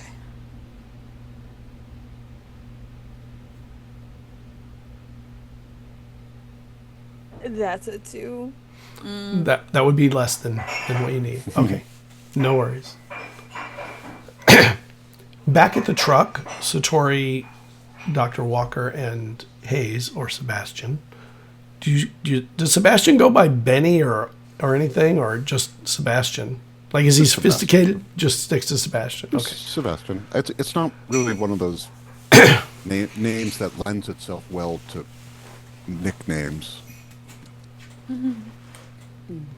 So you all get in the truck, after the woman, ends up in a yelling contest with Raphael. And what are you doing then? You do get the information from Alder that there is a meeting today at 4. So we have most Hours. of the rest of the day ahead of us. Yeah. Yeah.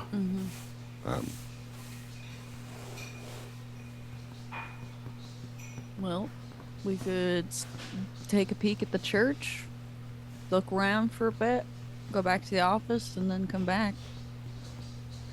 Sure. You're the native guide. Oh, I guess so. Not with churches, but in general, I guess. And I start up the truck and I go over there. And you head to the church. It's literally down the street, very walkable distance for the community.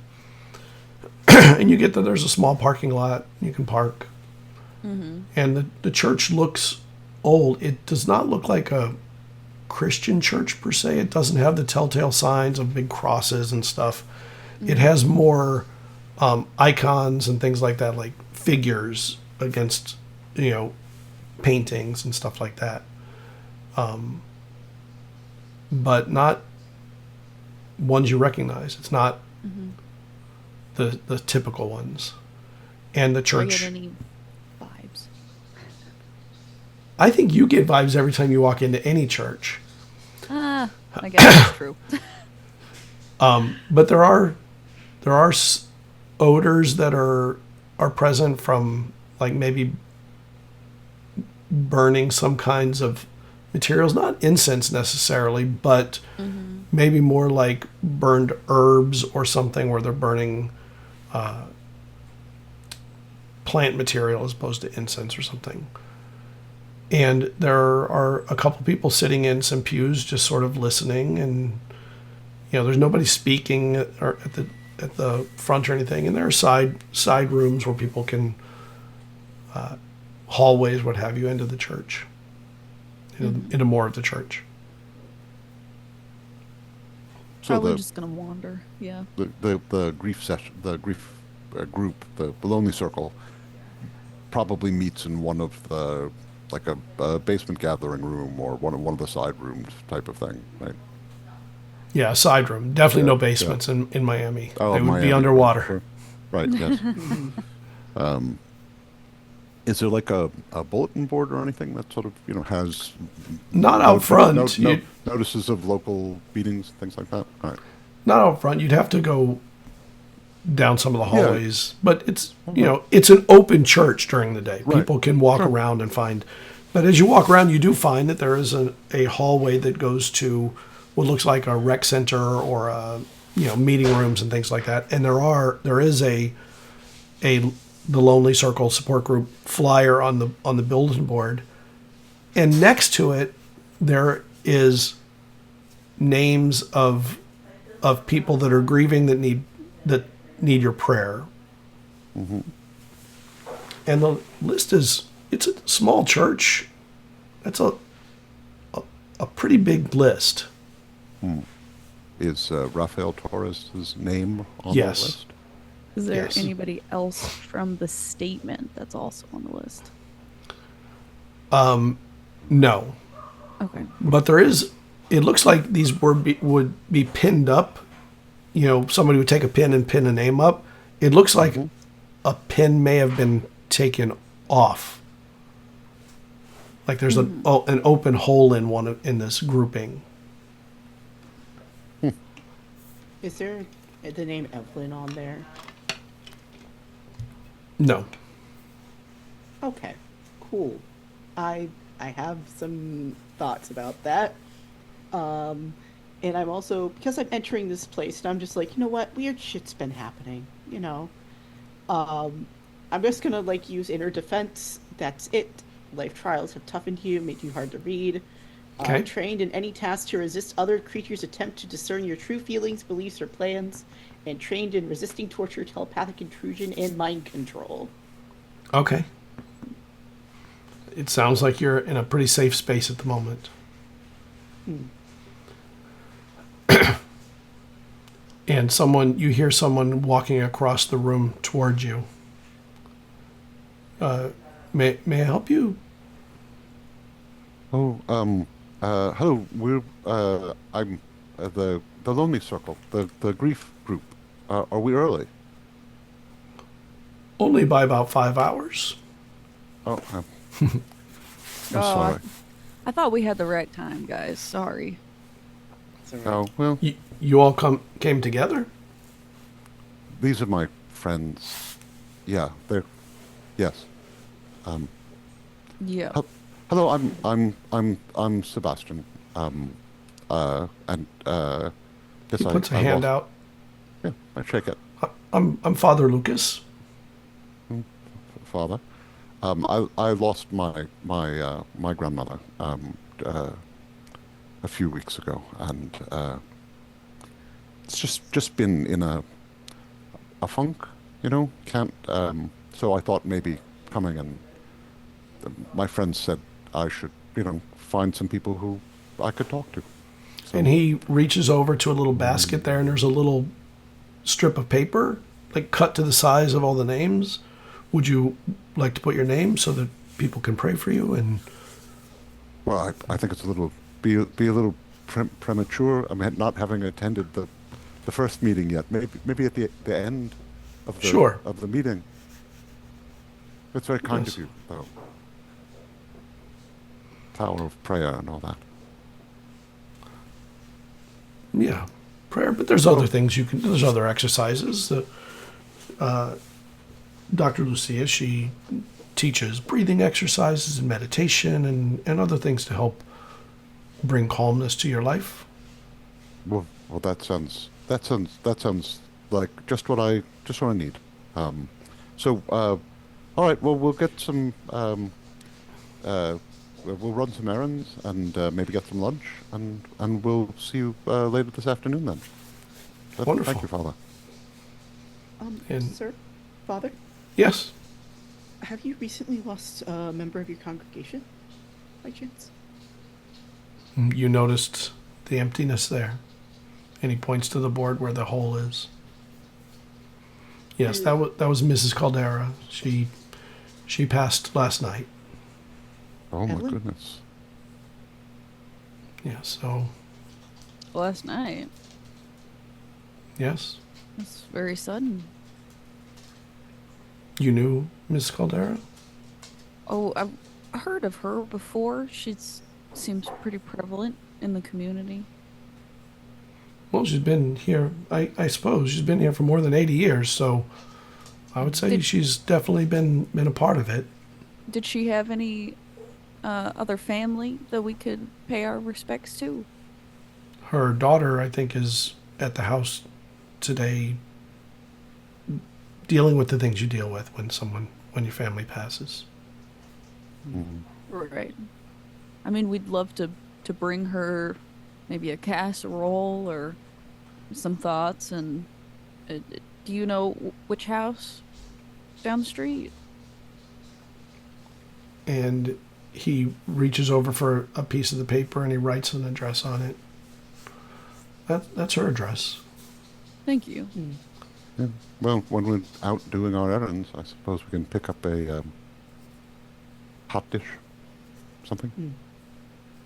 Fruit basket, maybe. Maybe. All right. Well, I look Well, forward thank you, to thank you, having you Father. come this And afternoon. yes, thank you. And sorry for your loss. It's all of our loss. Yeah.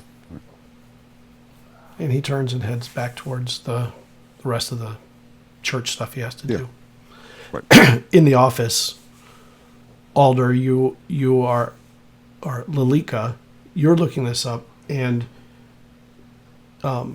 as you're researching, this church is really old. It's been here for more than 100 years. The church is kind of pretty, but in a quaint way. It looks like it was probably a very poor church when it started, and it has maintained a simplicity of style and taste. Culture is obviously a part of the church's importance. Gullah Geechee is a form of religion that is an African and Christian mixed religion. Voodoo is supposedly a part of that. A lot of the cultural connections between Catholicism or Christianity and African religions have become what is Gullah Geechee religion. So it's kind of an interesting mix of spirituality and Godhead and animism and things that are a little less than you would a little more complicated than you would see in a normal Catholic or Christian church.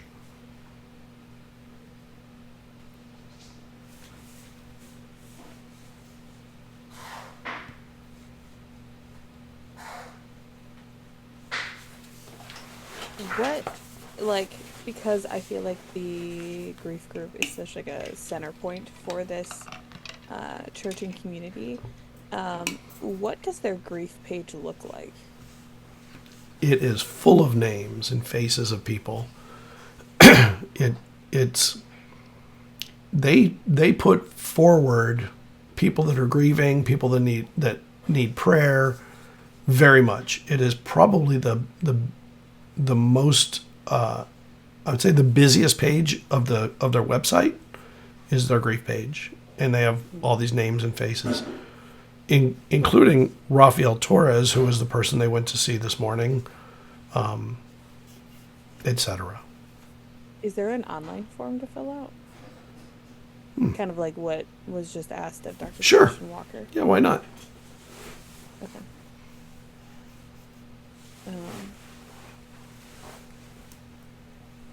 I'm definitely going to show that to Alder, Okay.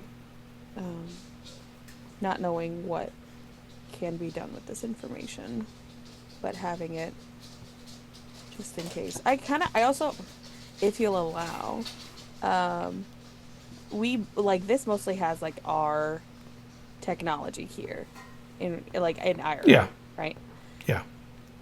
Would I be able to use the Wayback Machine to see when a name has been taken off last of this page?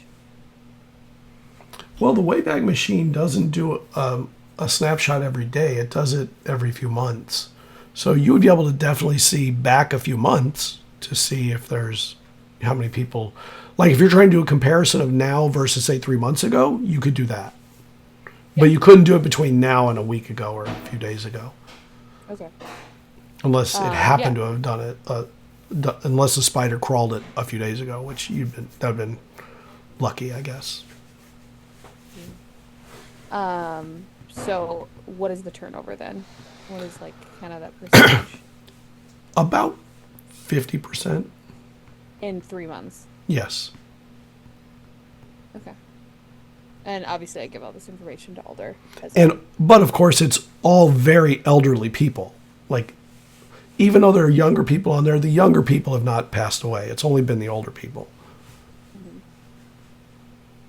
Yeah, I think as you're giving this information, Alder is like updating the information on the board Okay, good work. Definitely involving the church. Definitely seems to target older members of the support group, so we know potential next victims. And a pattern, which is great. And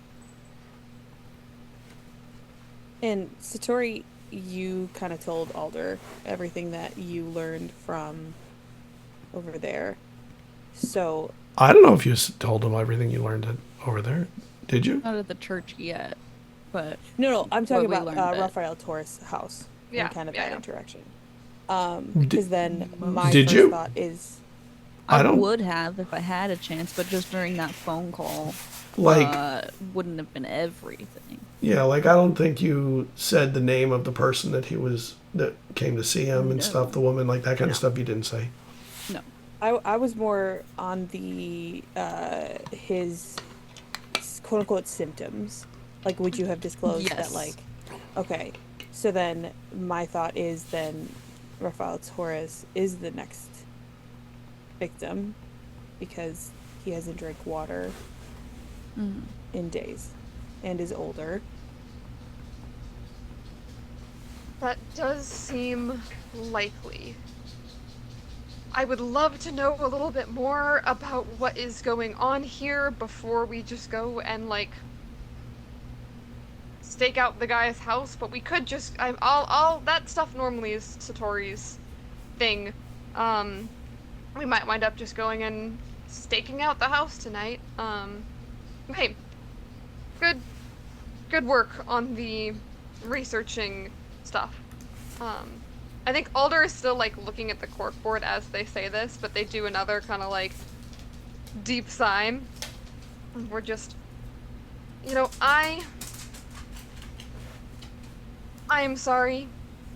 I know that today has to be a lot, and that, like Satori said, we are really throwing you in the deep end, and I am probably not helping with that. This has to be incredibly confusing. Like Satori said, they just told us yesterday that you were going to be here today, and so even, being up almost all night and talking to Sam about things, I didn't really have time to prepare for the best way to introduce you to all of this to keep you safe. Just like I said, we're just gonna take it one thing at a time, and you're doing great for now. I will try and answer some questions later as much as I can. It is just you're doing a great job for right now. Question unrelated to the stuff for right now, the seeing ghost thing, because you seem very unfazed by all of this, which is great, because there's gonna get a lot worse. But you mentioned that your mom told you about that. Is that that's a thing that runs in your family, genetically, the women in your family, by chance? Yeah. Or everyone in your family? Okay. No, just the women and firstborns. So I got Firstborns. I hit the jackpot on that, which is why I think it's so vivid for me. Because my mom was the same. She was the firstborn of that family. It feels like a really slim chance, but Scott, do I put it one of Alder's private research projects that I think there's some stuff on the corkboard in Maggie's office about is that Alder has been trying to find their half siblings. Mm-hmm. Is there Maybe. is this some okay? Because Maybe. the mom's side genetic thing is also an Alder thing. Sure. Alder also has something genetically on their mom's side, but then it's extra weird because of their dad, and they know that they just have a bunch of half siblings running around the place. So Alder is that's a dot I'm gonna have to connect later. But obviously Yes. doesn't say any of that out loud. Yeah.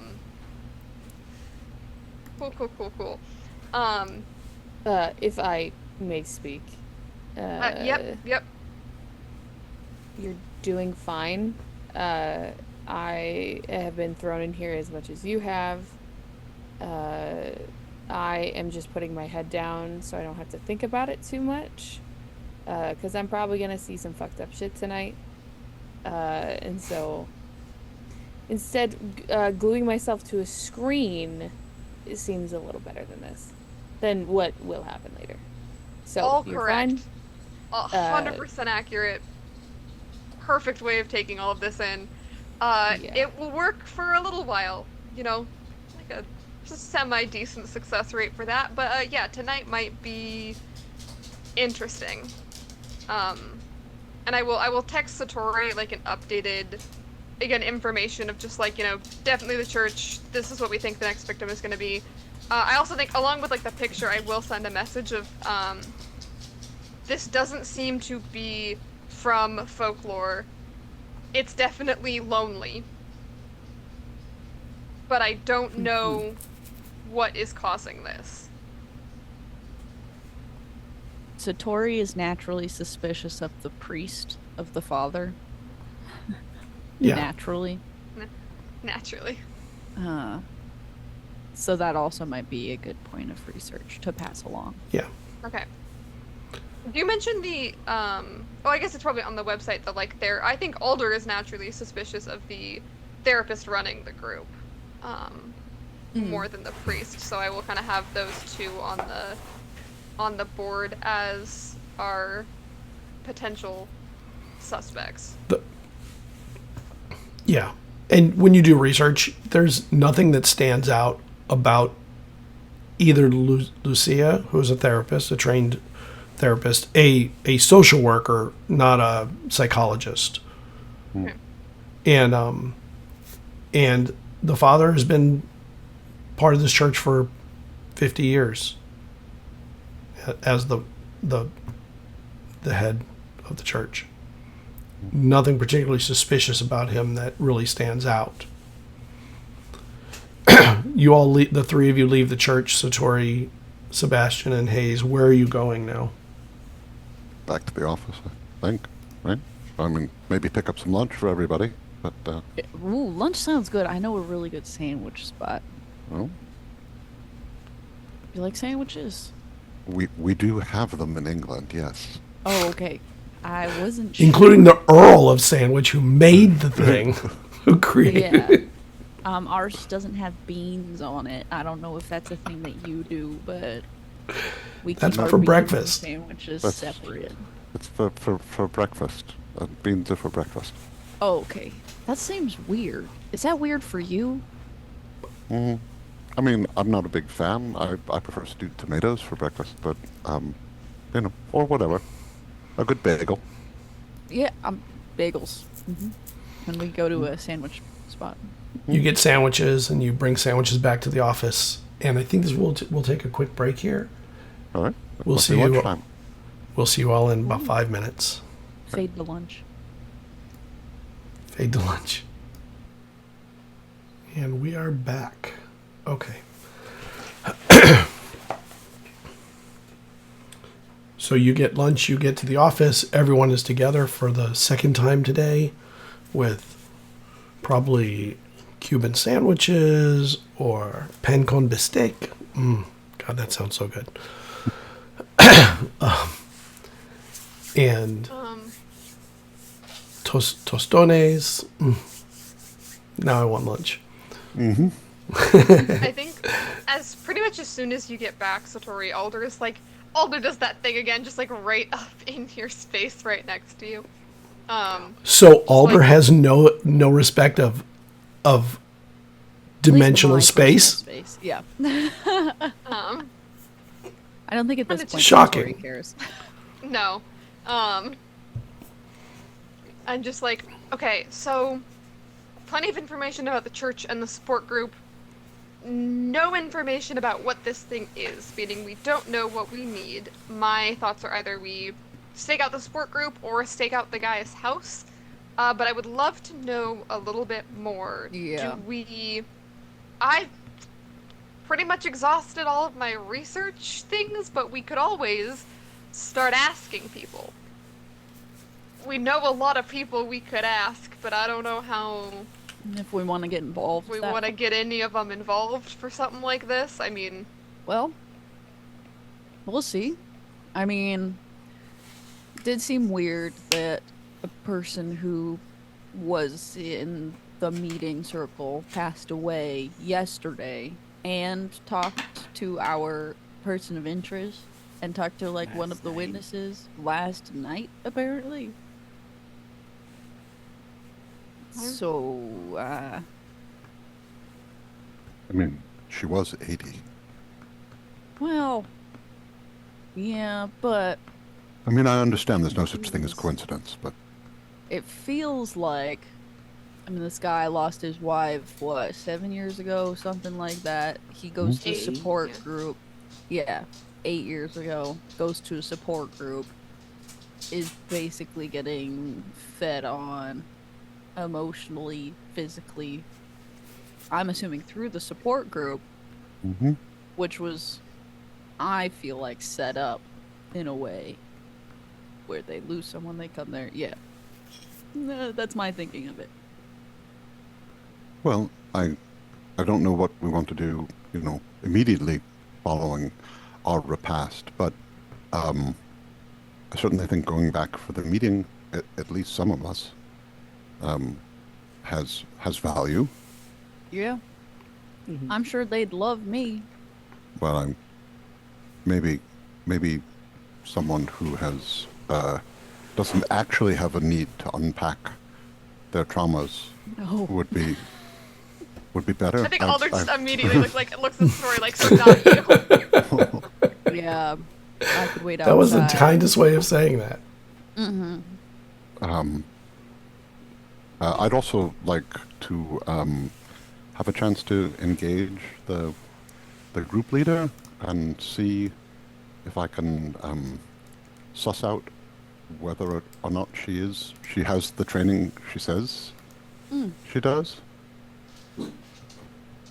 Yeah. That would be good. I mean, I could be on the Torres. Yeah.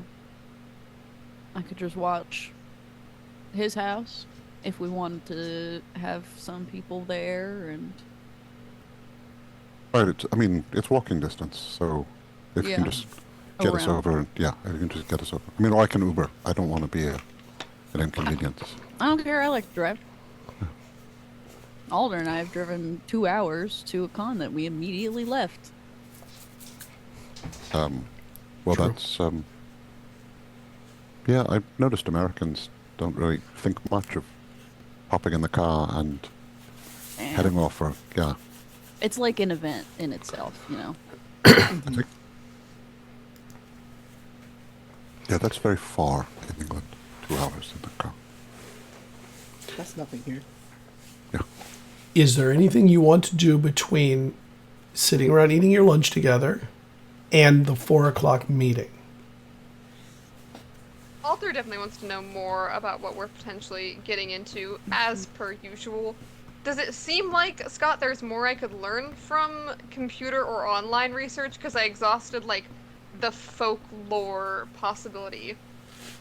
But just because it's not from folklore, I could potentially still find it. Or my safest thought of, a contact to go talk to would probably be Hermes. Just because he seems unlikely to hurt us in the immediate short term. And he's kind of there to provide information on more from the perspective of, have there been any other cases like this? Are there any other, Yeah. And he past likes cases us. Hermes likes us. Hermes likes you, yeah. So that would be my probably first, before, calling Jamie or anyone like that, that would probably be my first person to talk to, because he also works for the archives, so that's kind of his job. Mm-hmm. Just to see if there's anything in the deep archives about any of this. So. I think while you're doing that, I'm going to be carving glyphs into bullets. Just That's a very common casually. thing for Satori to do. Yeah. Okay. Glyphs and the bullets. Mm-hmm. And the other 3? So the 2 of you are abandoning the 3 that are new? I would like to go with Alder still in the office, but yeah. Alder, do you let Lilica go with you? I think Alder, as Alder leaves the room, Alder is just like, yeah, I'm gonna go see a guy in, like, a storage closet about this thing. Just kind of lives back there. He's maybe a god. It's no big deal. And if you, like, go with me, I'm like, I don't think you will be able to find the door. I'm gonna be super honest. What if I just hold your hand? I don't know, we've not tried that before. But, like, it's kind of like the restricted archives, so I'm not sure. I'll give you my hand. That's a little much for your first day to go to, like, the restricted back section. Out of curiosity, if she does, like, give me her hand and I take it... I don't love this question. Do I taste anything?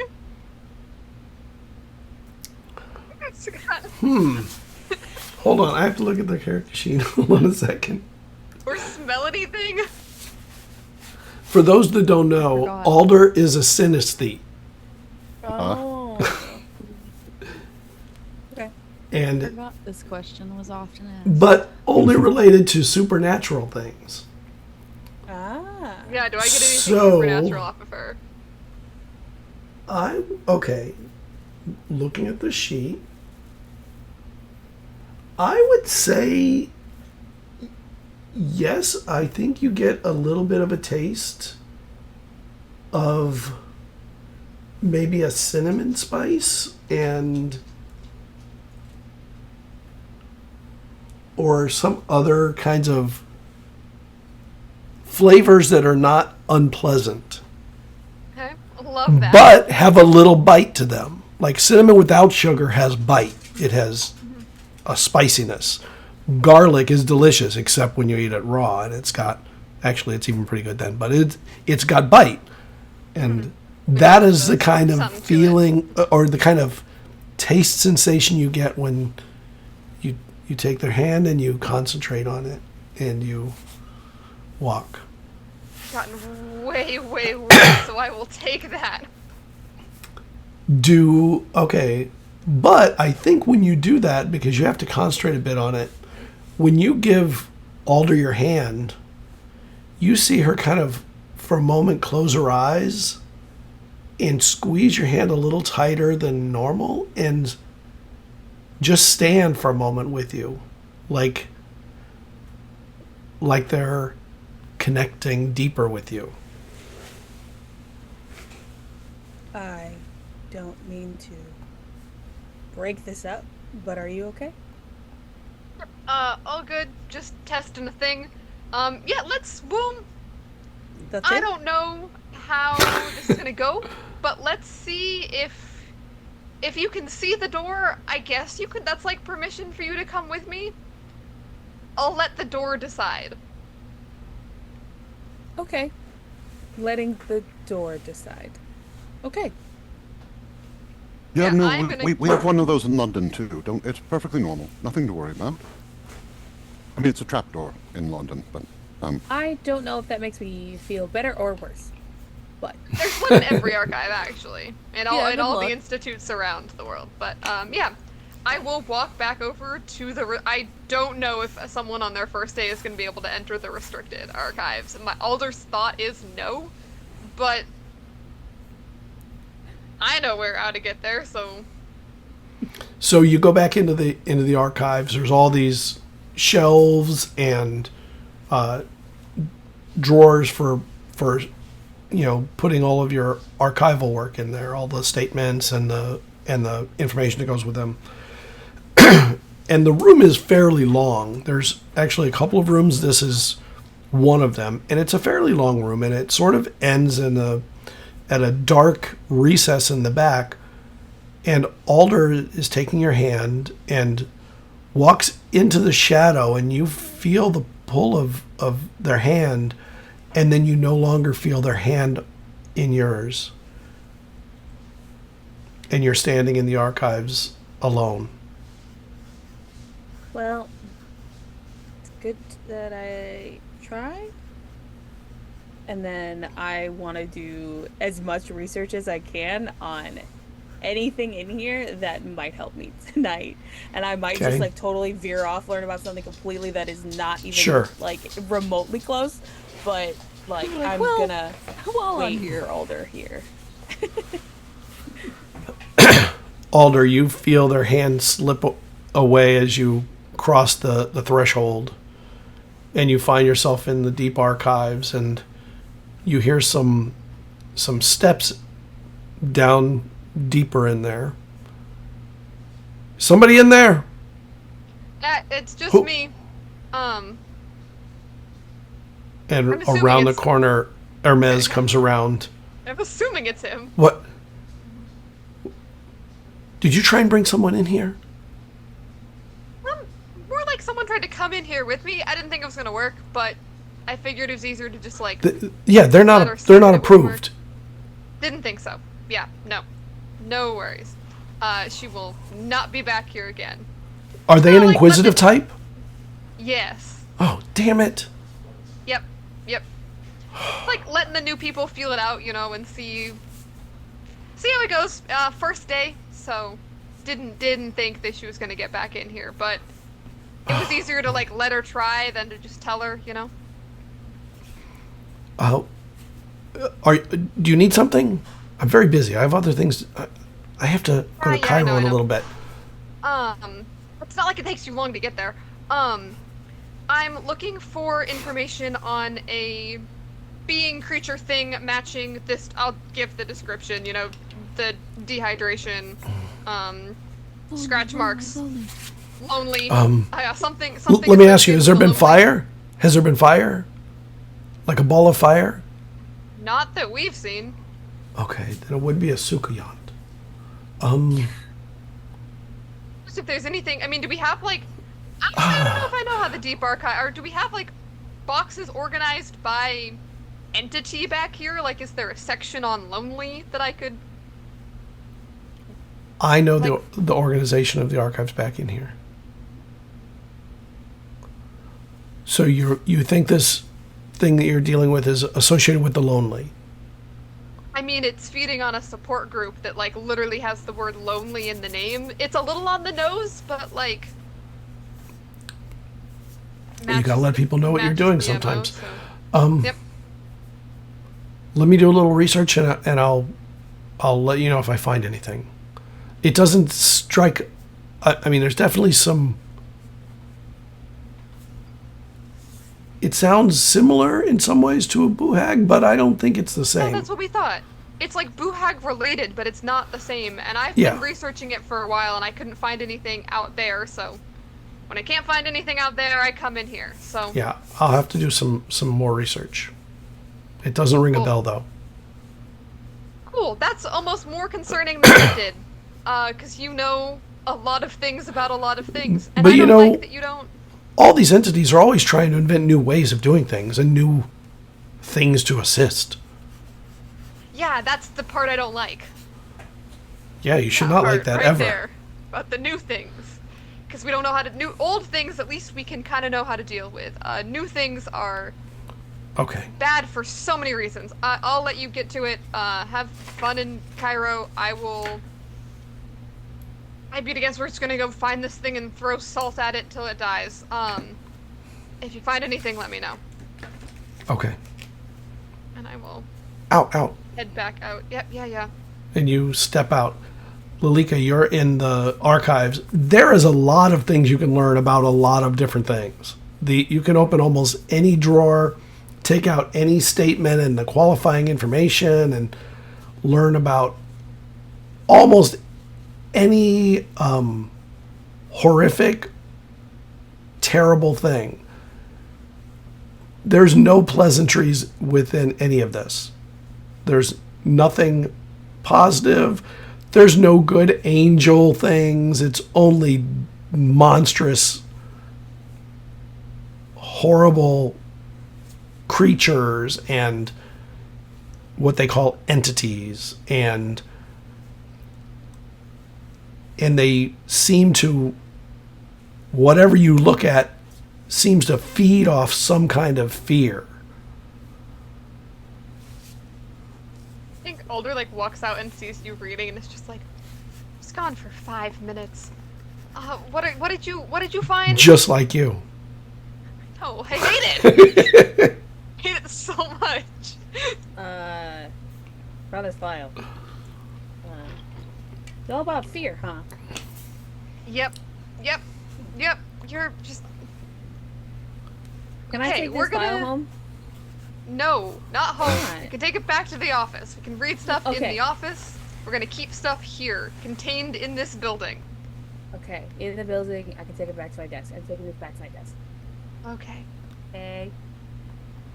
And sorry, Alder, you noticed I this couldn't go one, in. that the one that they pulled was on the flesh, and you're like, any photos in those things are going to be, you may want to prepare them for what they might see, kind of thing, or not. No, Okay. you're doing this to yourself. Well, the thing is, I already told you, like some of these, I feel like I've already seen some of these, because the ghosts that show up, some of them Yeah. look like this. Yeah, Disgusting. yeah. No, you This seem is to be gross, handling I all this love great, it. so It's gross. I love I it. love that. Yeah. Makes sense. Everything's like starting to make sense, Back in the office, Satori, Hayes, and Dr. Walker, what are you doing while they head into the deep archive? I'm like laying out my gun equipment, Oh, cleaning stuff, carving. all right. What about you, Hayes? I'm making sure that the cloud upload from like my eyeglasses, my eyeglass camera, and like is like actually like syncing still. And I'm also like gently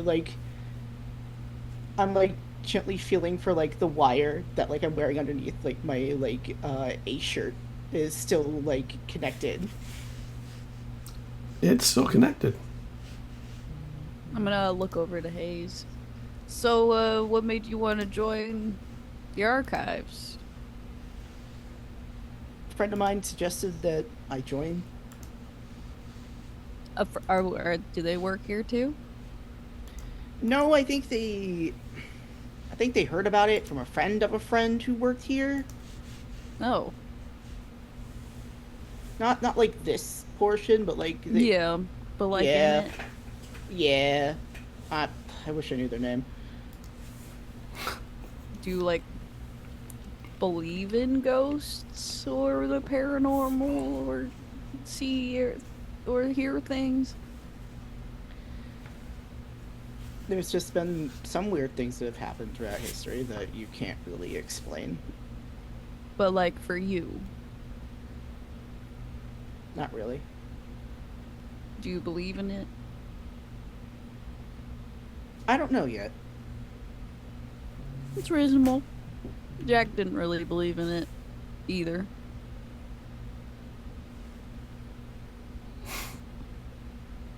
Or Sam. Sam. Sam.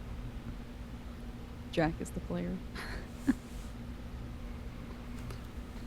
Dr. Walker, are you doing anything well? Yes, over the course of lunch, I took my 1 hour recovery roll because I burned a small handful of Of points. one, right? Yeah, 2 actually, but 2. Okay. but it hits my minimum die roll.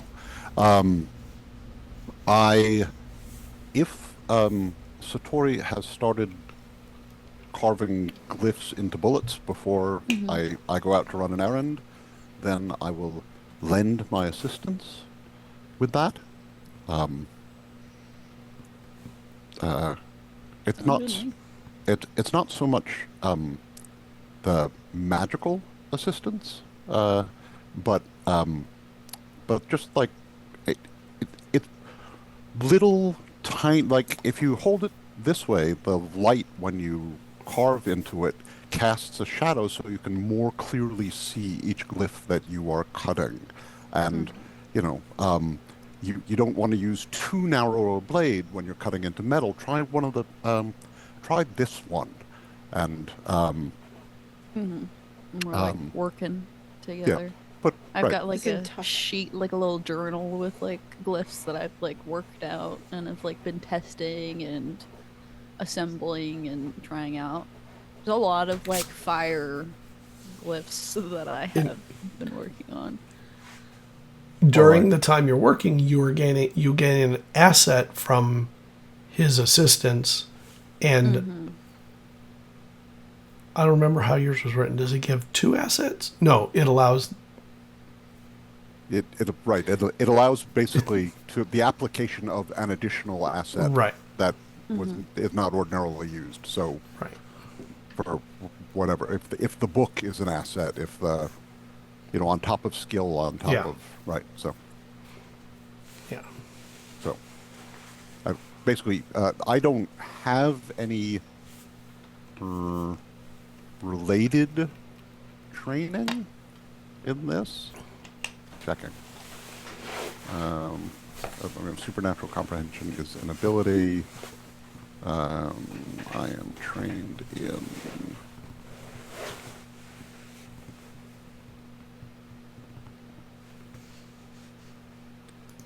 Oh, occultism.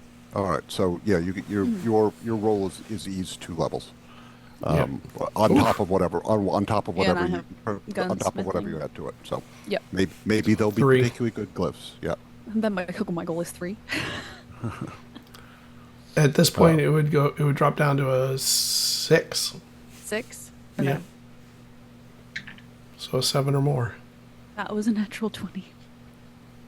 Very nice. Some extra juice in my them. cool, I don't even know if you'll be able to see them, but they're my cool angel dice. Can't quite see Are them. those your Don't new, your go new to them. ones? Yeah, the ones that I got at PAX. And then if we have enough time, I walk to a local electronics place, Circuit City, Best Buy, Staples, something like Yep. that, and I want to get some portable speakers, small portable speakers that I can attach to my smartphone. Okay. Like Bluetooth ones or something. Yeah, rechargeable. That's the important thing. Yep. All right. Easy enough. Great. Satori, can I have a gun? Fuck. Yeah. I need to check in with my superior and make sure we can issue you one. But Let's yes. see. Do you have a license to carry? I think I would, legally, at least in one state. At least in one state. I do think if you'll allow, I think that Alder has held on to. I had a gun. I think it was You had Walter's gun. I think I still Yeah. have it. I like the idea that the nameplate on the door, Alder's kind of held on to a piece of everyone who's not here anymore. Yeah. And I think has gotten marginally better at using Walter's gun as well. Yeah, we've gone to the range. Yeah. We've probably yeah. used it on a few Yeah. cases. Alder's gone from terrible to pretty bad. Yeah. Alder had never held a gun before and now can actually use it. Okay. And the day goes by and it gets near time to leave. I think the last thing that Alder would do basically with Satori is kind of again while you're working on stuff come over to the desk and lean over to give the information that I got from talking to our friend of just well, our mess hasn't heard anything about anything like this, which is great. Chances that it's a totally new thing, which is always fun to discover. Discovering a new species of bird, only it'll kill you. It's way worse in every way. Yeah. After what we've been through, though, I'm not concerned. Should I be concerned? Comparatively speaking, it's not like it's that bad. My best guess is we just shoot it and dump a bunch of water on it. Yeah, yes. I'm better at that.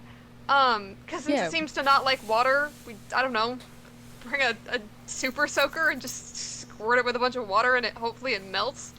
The priest can pray over it. Maybe holy water. I could write glyphs into the super soaker. we get holy water into a super soaker? I think you're onto something. I think that's how we kill it, right? Anyways, if we're all going out tonight, can I ask that, I don't know if we're, like, splitting up or going to different groups or different directions. Can Lilika stay near me? Sure. Why? He seems like me in ways that are incredibly concerning, and... Oh, I noticed that. I would love for nobody to die on their first day at the job. Well, so- you didn't, so you should be fine, right?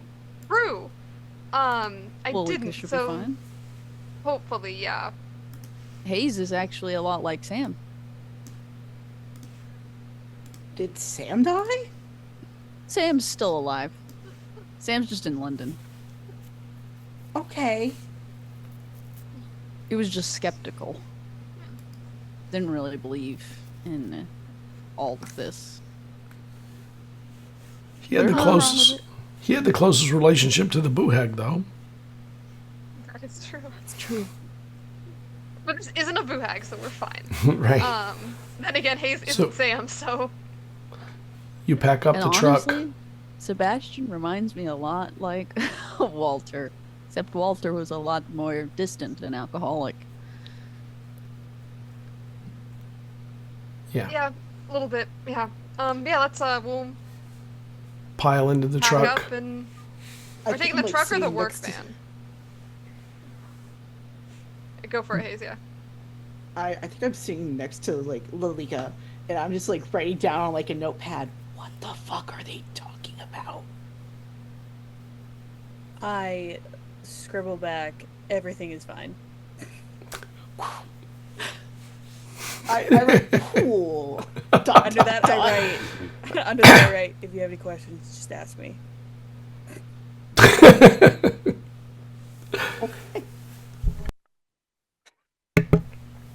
You get to the church, the little Haiti Gullah-Geechee church, and it has some nice mangrove trees on the property, and it is at the time of year when we have mangrove crabs that kind of run across parking lots here at certain times of the year and hide under cars and stuff. And there are all these crabs kind of running about here and there, not like thousands, but a dozen or so in any parking lot. They're kind of crossing. How big are they? Like this big. As someone who's never really seen a live crab They're running all over. around, 'cause There I used to be live- so many more. Crab. There used to be so many more, but they're I mangrove. don't like that there They, used to be so many more. I don't like yeah.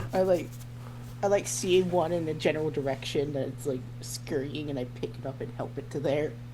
Oh, they'll pinch you. They have big pinchers. I pick it up from like the Okay, you help opposite it. end of where the Okay. pictures are. Pause it. Claws are out like, oh, I will get you. And I And you move it. And there are- Charming. There are a couple of cars here. Yeah, sorry. No, it's all right. I was just saying how charming it is. You didn't strike me as an animal lover. He just looks at you with the like weirdest like big puppy dog eyes, where it's just like, oh. Need to work on that. You're not projecting it well enough. I don't mind if they can't feel. I just like to help them. It's very kind of you.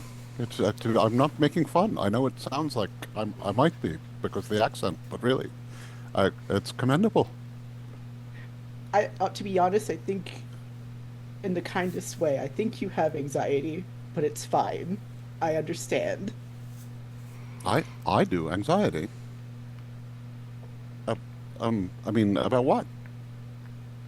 I don't know. You strike me as someone that's nervous. Well, first day in a new job, right? Or first day in a new office, anyway. I mean, not a new job. I've been doing this job, but I mean, new office, new country, new city, new country. That's fair. Yeah, we don't have crabs in parking lots in London. We barely have parking lots. Fair.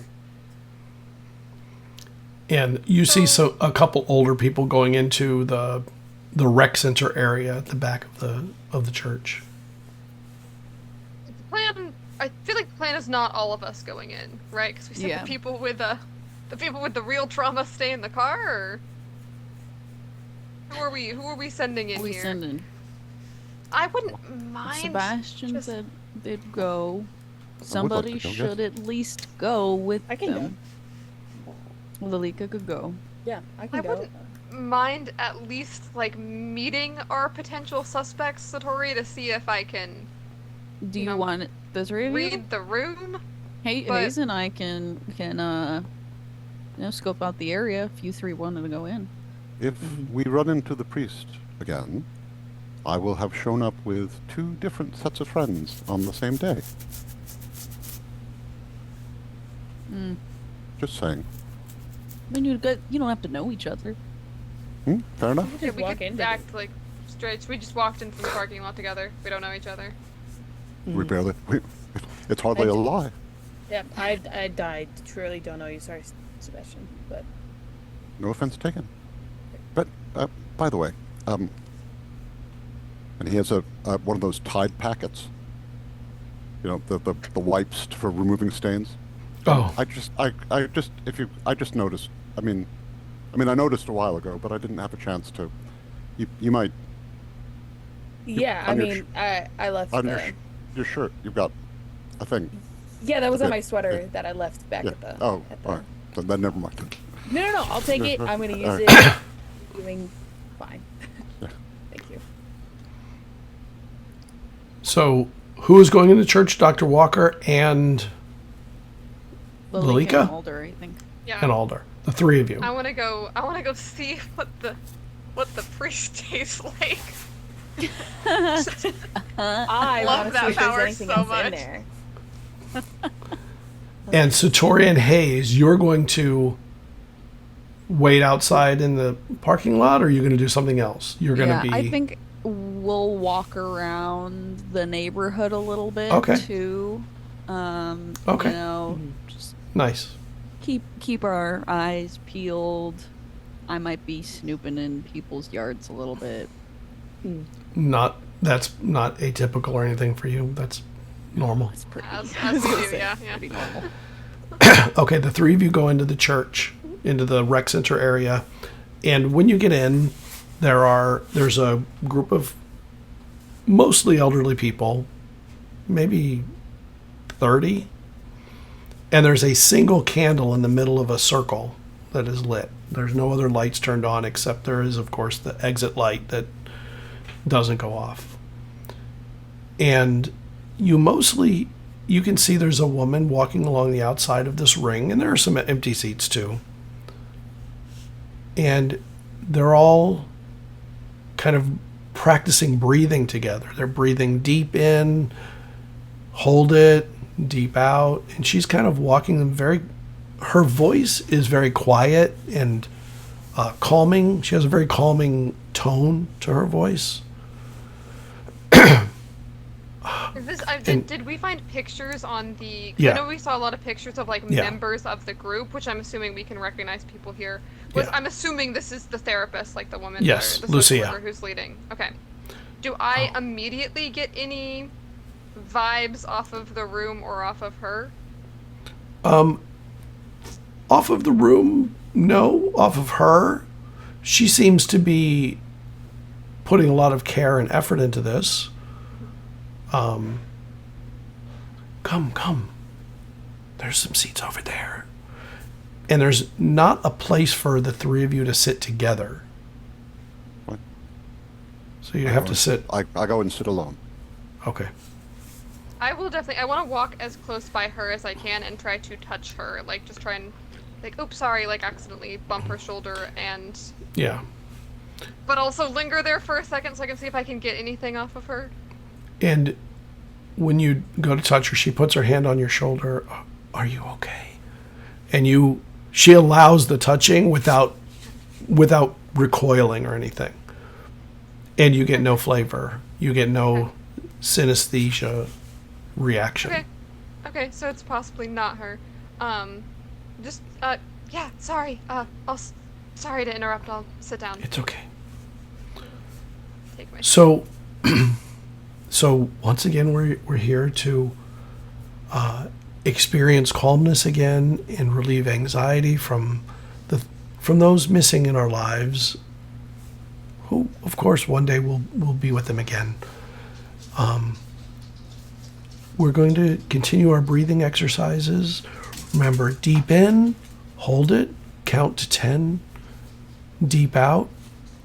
And if you can hold it longer, hold it longer. Some people have been practicing the breathing and they've got it down better and can contain their the air longer and can feel strengthened by that. Please keep your eyes closed if you'd like. You can watch if you want. Please, no phones though. Make sure your phones are off. We don't want to bring their ears. When she gets to, can somebody roll me a d6? I want to know who. So Dr. Walker 1, 2, Alder I got a 2. 3, 4. Okay, so Dr. Walker, you're the first one that. Is there anyone in particular that you're thinking of and concerned with, or are you worried about yourself? No, my mother's mother passed a little while ago, and it's been sitting with me. I moved here recently, and I guess the loneliness. It's just, it's a little. She was someone I grew up with her, and it's a little bit of homesickness, I guess, and knowing that she's not waiting at home. Of course. It's like semi-true. Well, with some luck and some time, maybe you'll be visited by Evelyn, and the saints will give you what you need to feel and handle your grief. Is Evelyn like a social worker? No, Evelyn Morneau is the saint of grief. Oh, I'm sorry. You said visited by Evelyn. I thought it was a person. No. Sorry. No. And I'm gonna give you some time to relax your to calm into things. Oh, did the video die? We can see you. I can see you. Let me refresh Stream. screen. Stream. No, is this? Never mind. I'm seeing it, so it's fine. I don't know what that was. Maybe it had died for a moment. Sometimes that does that It on might have just dropped on Twitch. for a sec, but it looks okay. Yeah. And he comes around. He gets to Lalika next. She gets to Lalika next. Are you grieving for yourself, or are you here for someone else?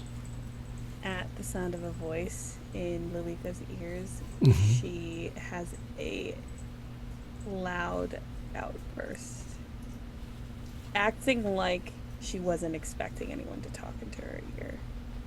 So as she bends down and says something, it is a yelp that is meant to fill the room with noise. And almost everybody else's seats, their eyes open. Oh, I'm so sorry. I didn't mean to startle you. I did. I don't like people whispering in my ears. That's not something I do. Okay, then I'll leave you alone then, please. And the silence is part of the process here, though. So Yeah, I can be quiet. I'm sorry. Don't whisper in my ear.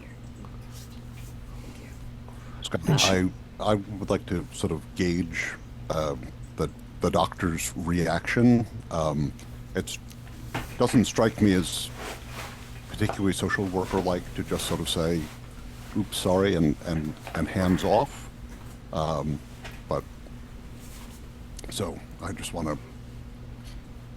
Okay. I mean, she's American, but see it's. Well, Dr. She Watts seems- teaching that. I want to gauge the reaction of the rest of the room too. So They all were taken aback by the volume. Not necessarily that there was a sound, but the volume was on, because it's deathly quiet in here.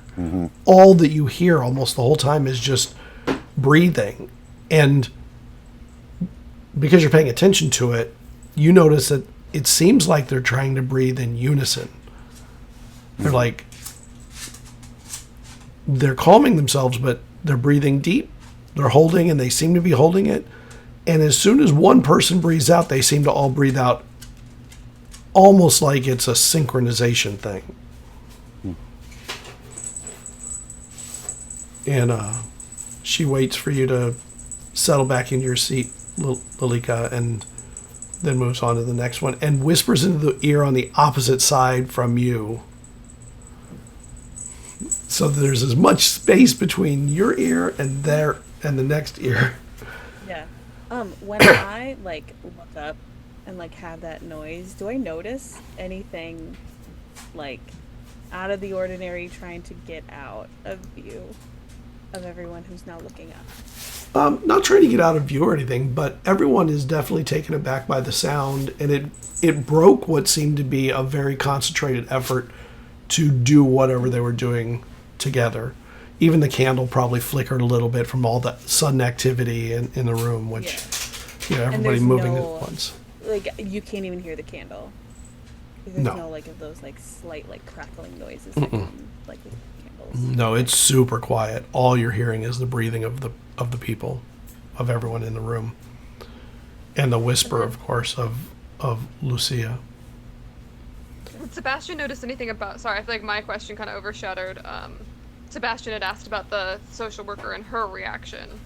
Did she do anything on? She seems to. Actually, I'll give you you're an actual trained psychiatrist or psychologist. Trained psychologist. Yes. Oh, right, psychologist. So I'm going to give you a role with that. I'm going to give you an intro. Do you have? Is it a skill you have? Well, I mean, I have psychology as a skill. Okay. Right. Great. Yeah. So that adds to it, of course. All right. Great. Yeah, I like the idea that we're kind of all tag teaming. Like we're all kind of looking at different things for different things here, so we can take in the whole room. Apparently, I got Miriam's die. I got a 14. Okay, so your read on the therapist is that if she's a professional, she's not a particularly good therapist based on your understanding of how therapists function. But she does seem to be pretty good as a facilitator of activity by a group. And that may be the more important function for her here. Okay. I'm specifically looking for like cult recruiting mannerisms, right? These are the lonely and and isolated are the people that cults prey upon. So I'm looking for. Oh, all your bells are going off around this with the single candle, the whispers, the breathing that almost feels like a breath chant done simultaneously. Like all those bells in your head are going off. Good to know. And the priest can't be seen by any of us. The father is not there. You don't see him. Okay. Outside the church, you see the father, both Satori and Hayes, head out from the church. I'm gonna keep my eyes on him. He goes walking into the neighborhood. Cool. So do I. Same. Let's go. We're just going on a friendly neighborhood walk. Right. Following that priest that I trust very little of. And he goes to there's a house, and there's a bunch of cars there, like 4 or 5 cars. And the front door is open, and he just walks up onto the porch and walks in. Is this the address that he had given me earlier? Yes, Mrs. Caldera. Okay, so it wouldn't be weird for us to show up. No.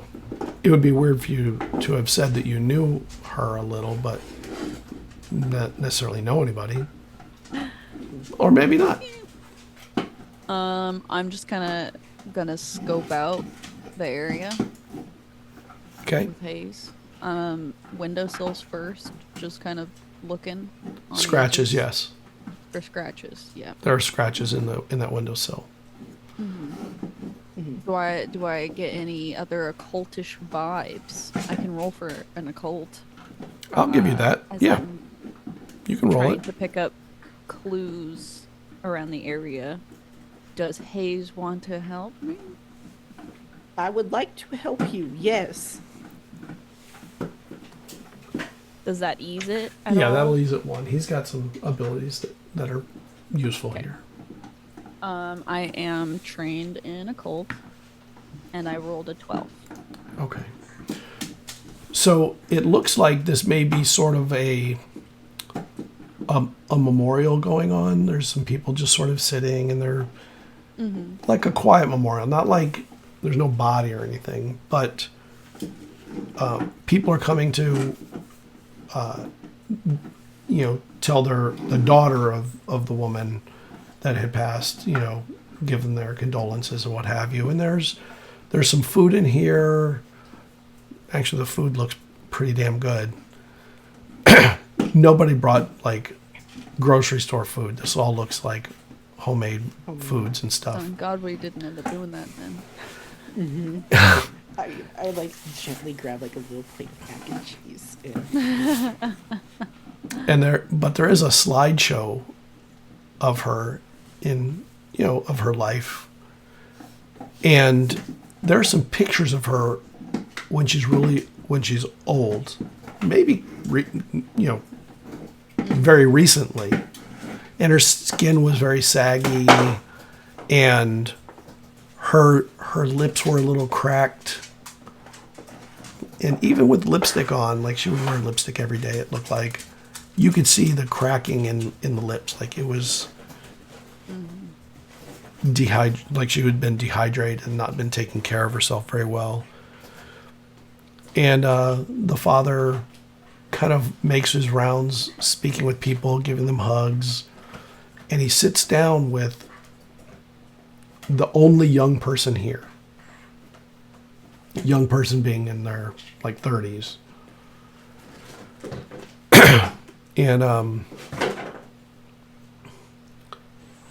he's listening to her, and she's saying something in her. There's like a concern on her face. I mean, you're across a room, so you can't really see it clearly. Hayes, you have...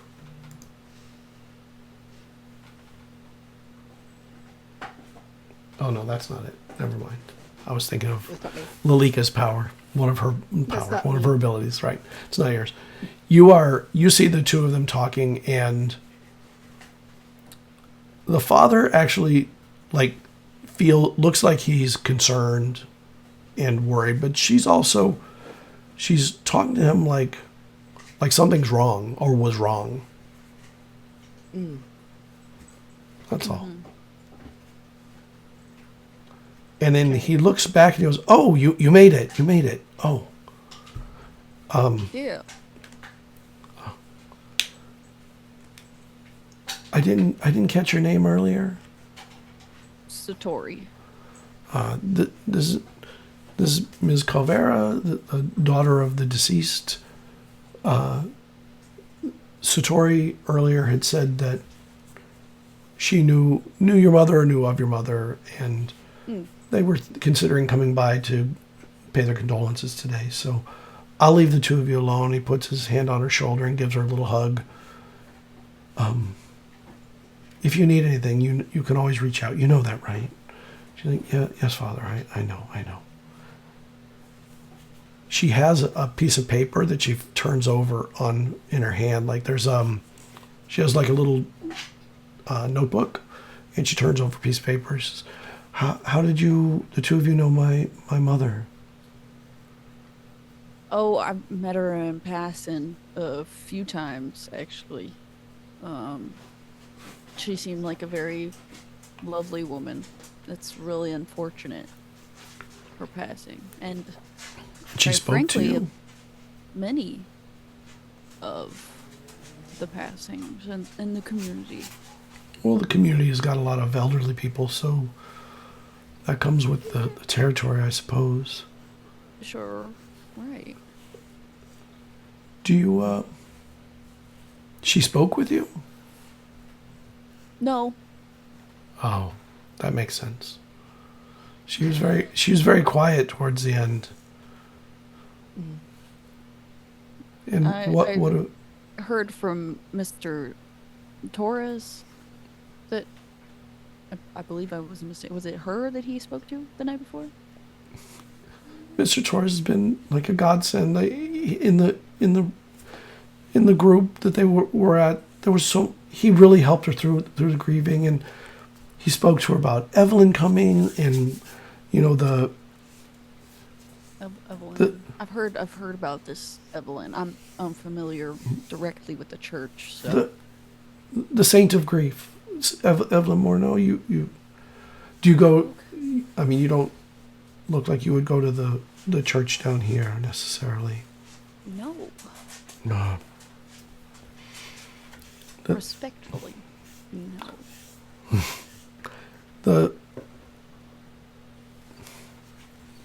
He's really been helpful, and even up to the end, he said just give things time, and all things happen in their time, right? That things happen when they're supposed to happen. Yeah. You look really concerned with the priest. Has anything been going on with your mother beforehand? I mean, obviously she's been so disconnected from everyone. She barely moved around. She points over to a walker that she had. She didn't even want to use that often. And then the last time I was here, she said it won't be much longer. I won't be hurting so much soon. I can feel it. I can feel it coming. And then when she passed, she had a smile on her face, but she didn't look like there was no pain. Her skin was cracked, and there was like an ashy color to it, and it felt, I don't know how to even describe it. It didn't look like a comfortable passing, but but she had a smile on, like she was comforted. Maybe it coming made her actually find some joy. Did you see or hear anything unusual, or did she say anything unusual? I mean, she had been praying that she'd be visited by the saint, and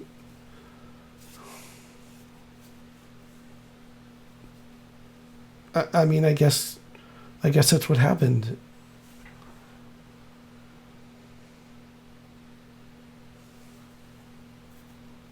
Okay.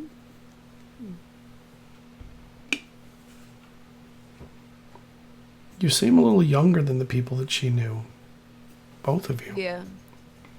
Mahjong has a lot of new hip people interested in it, You were teaching her how to play mahjong? She was teaching me. Did you not know she was really good at No. mahjong? I had no idea. I still don't know how to play. I get the basic concept, but when you're strategizing against somebody who's 80. Wow. You learn new things about your parents every day, don't you? Yeah, I really should be more dedicated to Mahjong at this point. The- Connect with her on a deeper level. The apartment is immaculate, by the way.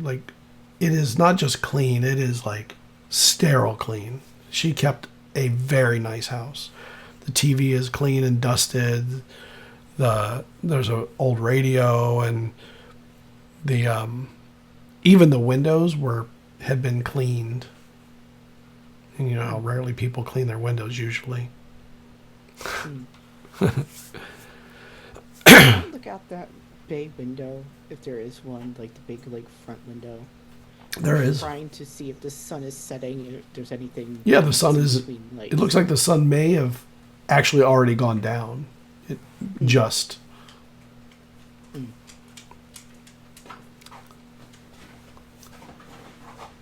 Do I see anything dancing between the streetlights?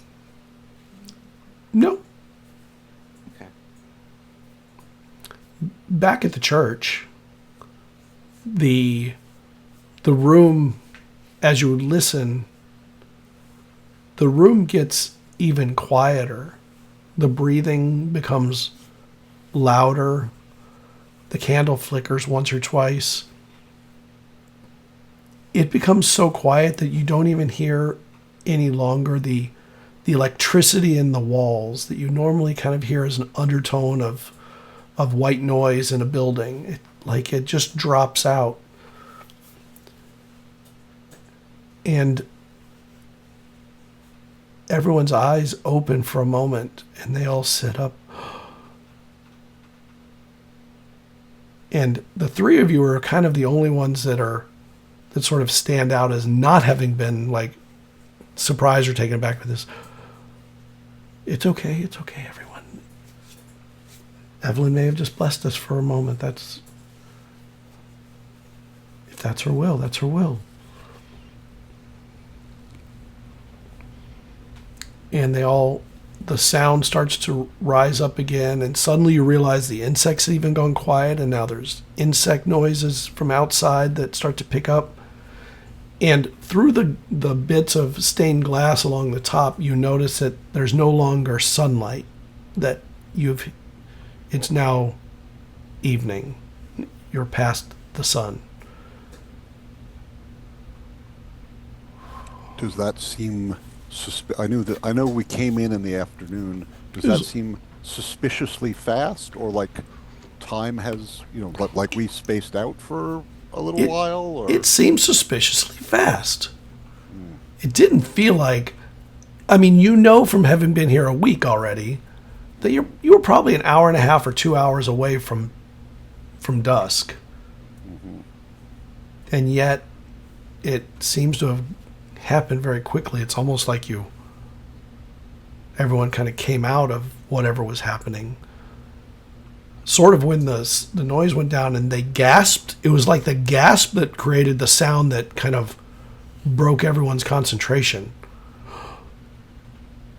And she goes, I think that our time's up. We've actually run a little bit over tonight. Please, everyone, go home, pray, and if you need anything, the father or I will be available. If you need to make a phone call to one of us, you have our numbers. I think the new ones don't have our numbers. I'll give those to you at the end. Yes, Dr. Walker, did you? I was just going to say I'm afraid I don't have. I'll make sure you have it. Very kind. Thank you. And everyone sort of stands up and they give each other hugs, and they say things between themselves, like talking, but mostly it just seems to be hugs and like warmth. And they slowly break up and trickle out of the rec center. I guess we can turn the lights on. And she walks over to the wall and flicks a switch, and the normal lights go on, and they're uncomfortably bright when they first come on. And she comes over to the three of you. I hope that you enjoyed your first time here. If there's anything you need. And she pulls out some business cards, and she goes, the father's number I've written on the back. If you need anything, just let us know. We really are here to help you get through your grief and process it and move to where you need to move. Thank you so much. Looking at the business card, does she have some sort of certificate, LICSW or? Yeah, she's an LCSW. Okay. And she's also got some kind of, it seems like a religious social work affiliation. Not something I recognize, though. Yeah. Yeah. do you have a moment or two to chat? Of course. What would you like to know? Well, actually, I'm licensed to practice psychology in the UK, but not here. And I was wondering if you could just give me any advice or pointers as to what I might need to do to get my shingle out. Well, I'm sure you'd have to pass the examination, and maybe even required to take a couple of courses to get up to speed with American law requirements, legal, and build up a practice, I suppose. But I don't really know the intricacies of what you do versus what I do. I work mostly with churches and do social work for grief counseling through the churches, particularly this church mostly. Oh, well, I've done some work with churches and some with the Separation Council. I mostly specialize in cult deprogramming. Oh, okay. I mean, I'm sure that you'd be able to find. I mean, we are in Miami. Yes, indeed. Yes, indeed. Well, I can't even tell you how many cults have come and gone in this place. Yes. Well, thank you very much for your time and for your counsel. I hope to. I don't know if I'll make the next meeting, but I'll certainly plan on making one in the future. Yes. Have a good evening. And she turns and goes to kind of put chairs back and stuff, do clean up whatever she needs to do, while everyone's sort of meandering their ways out. Back at the house, Ms. Calvera, she spends whatever time you want to talk with her, but she'll talk to you about her mother and what have you. Well, it looks like I just got a text from Alder. I feel like we should go to Mr. Torres' house. All right, it's this way. It's not far. Stretch your legs. Mm-hmm. We'll walk over there. You walk to the church, or do you walk to meet there together? Alder had texted from a message that is in our chat. Satori saying that we should probably meet because it feels like whatever we just did might have summoned something with our synchronized breathing and silence. So as Alder has become so familiar with seances. Yeah. So Alder will, I think, kind of direct the two who were with them to go to the house and just meet Satori there. Also stopping. Okay. Where'd you leave the truck parked? Because I imagine we had at the church. Okay. I imagine Satori had a go bag, like a bag with, our stuff that we had packed in it. I think also, because it's a detail that I mentioned earlier, I imagine, Alder has a all black flannel to give to Satori when we meet up, so that you're not we don't want to be wearing bright colors anymore for investigating the night. I think that Alder's night outfit is for one to take the wig off, so that they no longer have the bright pink hair, and you do see that Alder is bald under the wig. I can't take it off because it'd mess up my headphones. And then they change out of the bright pink alligator shirt into a long sleeve black shirt, so it covers the tattoo. But as they change, you do see the tattoos that they have over their top surgery scars, which are two of those hyper realistic eye tattoos on their chest in a way that is really creepy and unsettling. So they just changed their shirt really quickly in the parking lot of the church. Satori tried to talk them out of that one. Yeah, Satori definitely is aware of that and was like, I think that's a bad idea. Hey, buddy, my eyes are playing around up with here. Was that? I'm sorry. Was that out loud? No, that's just like you can see. I'm playing around with the idea that there's like a little tiny mini like spiral staircase tattoo on the back of their like shoulder somewhere too that Satori also tried to talk them out of. That has no meaning to anyone, right? Nope. Nope. It's a staircase. Yeah, just a staircase.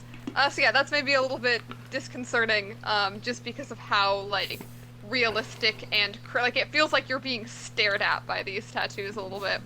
But then we'll probably just like toss, like something, sorry, because you're new, we don't really have like stuff set up for night stakeouts for all the new folks yet. But do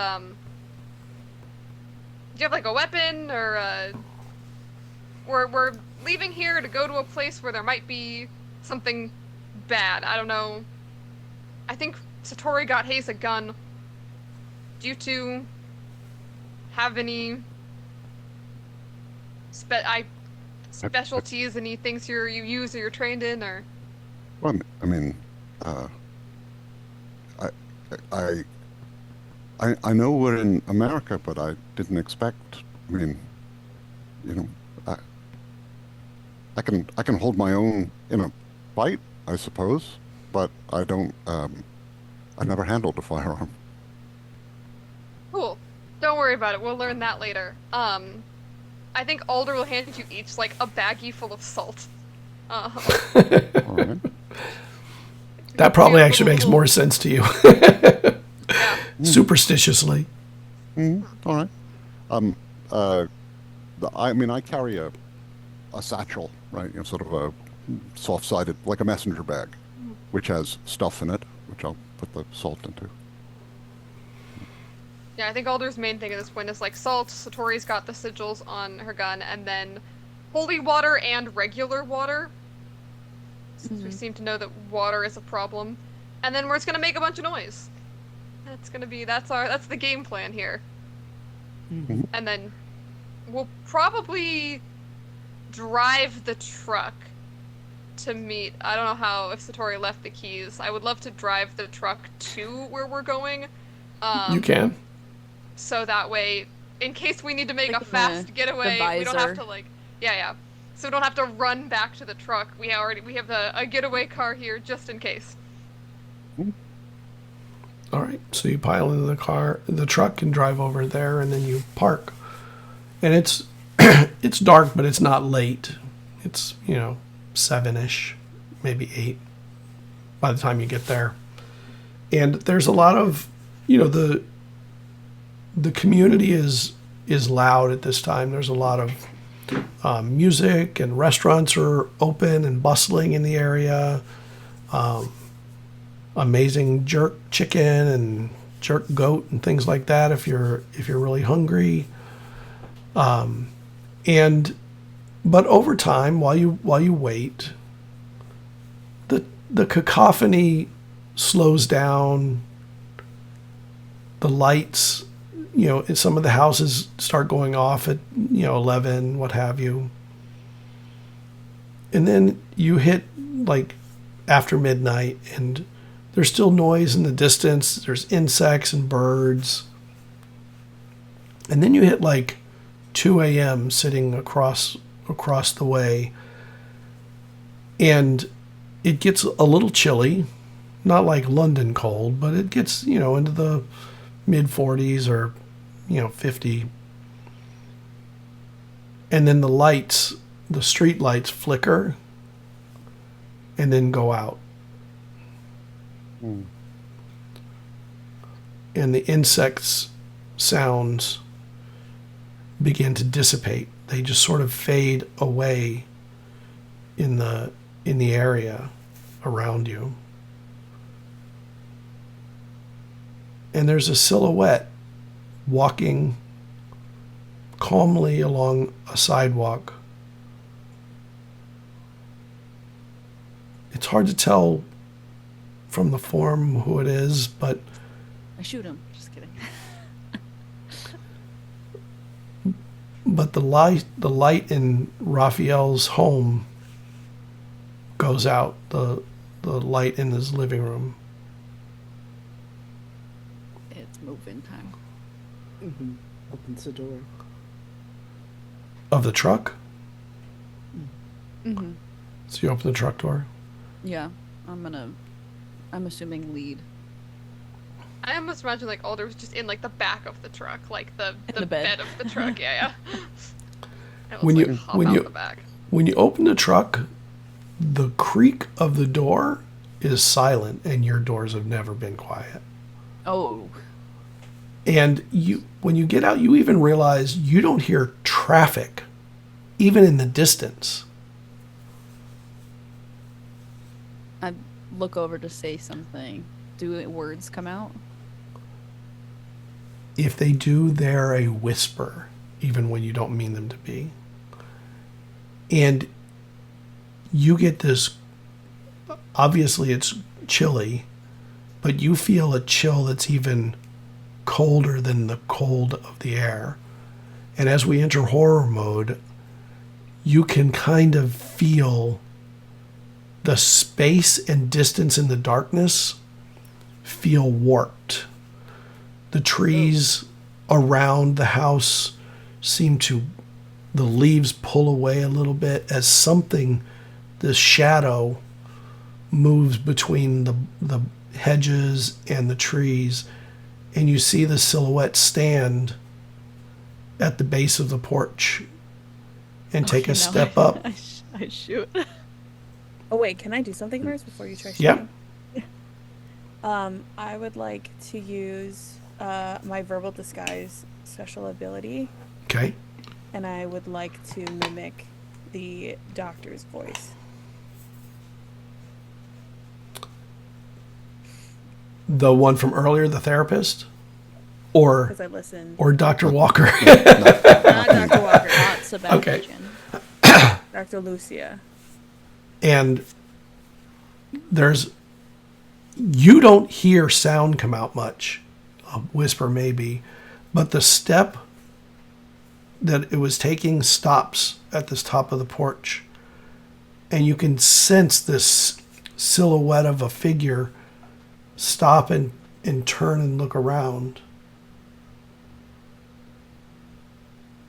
And even though it seems to look right at where the truck is and continue looking,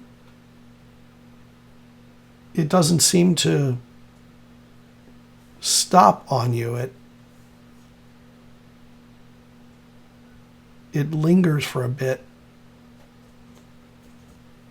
And then the silhouette stands a little taller and turns and takes a step up to the top of the porch.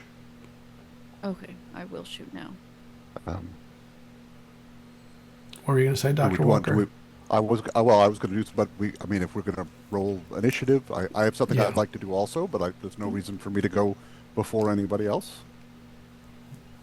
Well, you see Satori starting to aim their pistol. My action is probably, Wait, pistol or the rifle? My pistol. Okay.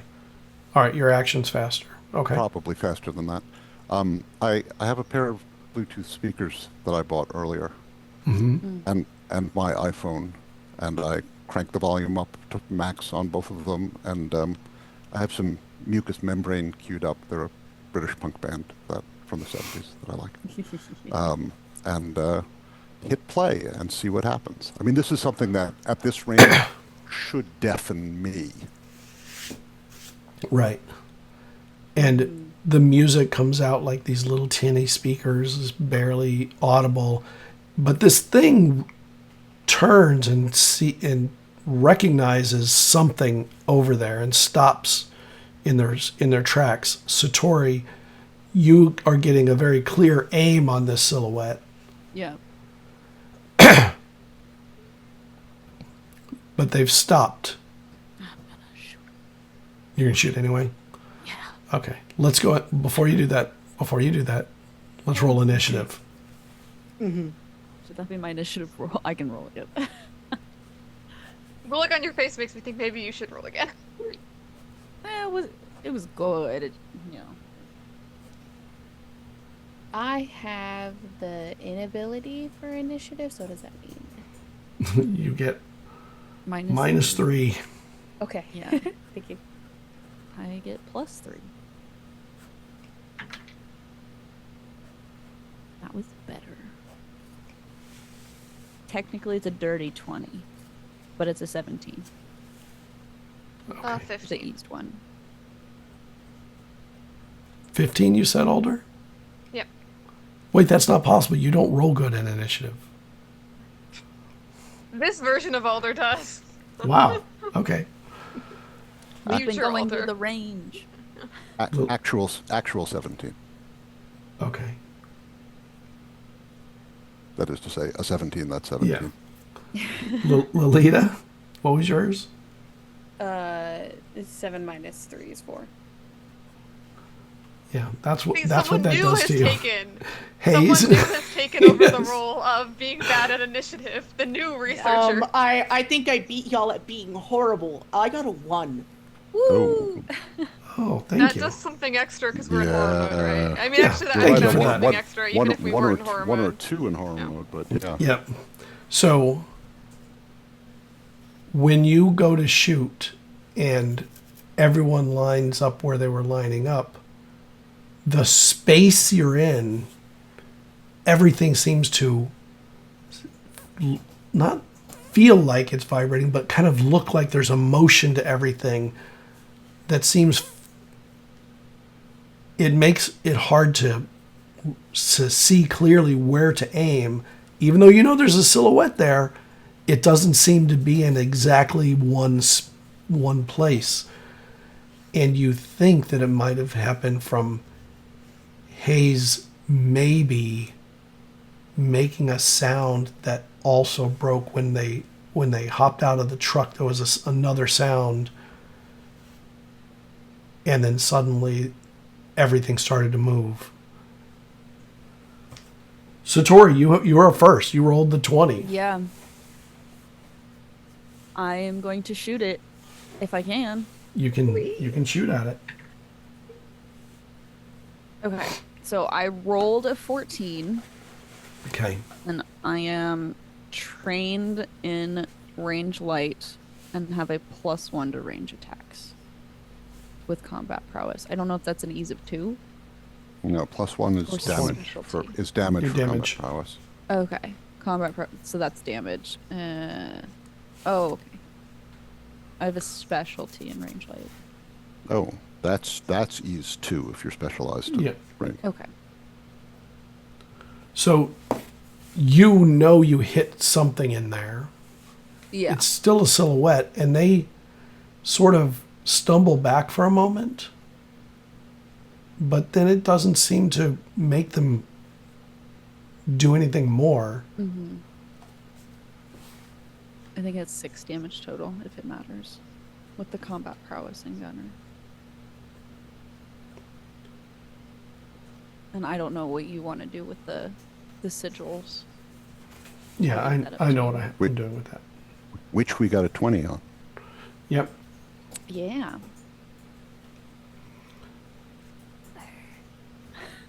So you hit. The world gained noise back for a moment. The speakers suddenly were jarringly loud. The sound of the cars in the distance, the insects and everything returned for a moment, and then like it was sucked down into a bottle. Dr. Walker.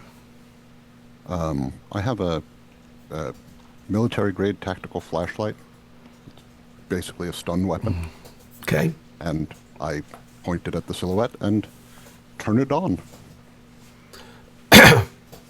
Is it one of those flashlights that like makes things hot when you make it super narrow and like burns things and stuff? That is exactly what it is. Although Yeah. that you've got to be like Yeah, really super close. touching it to do that. But it Yeah. right against a normal human, which I understand this completely isn't. Yeah. Right. It's a stun weapon, but against this, it's just a really serious beam of light. Like they should be able to see this in Fort Lauderdale. And the light goes on, and you see this woman in like medical garb, or but not like modern medical garb, like older medical garb from a different time, 50s, 60s. Like you remember seeing images of that kind of stuff. And her face is sort of sagging and, hangs off. There's a grayness to their skin and cracked lips and cracked places where the skin is dry, so dry that it is cracked and left places open. And the light seems to actually have some effect. It, beyond giving you a visual, it makes her sort of take a step back for a moment. And then she goes to the door and knocks. While looking at you, not giving up like sight. And there are posts on the porch, around the porch. She seems to be trying to make sure that there's a post between her and the group as much as possible too.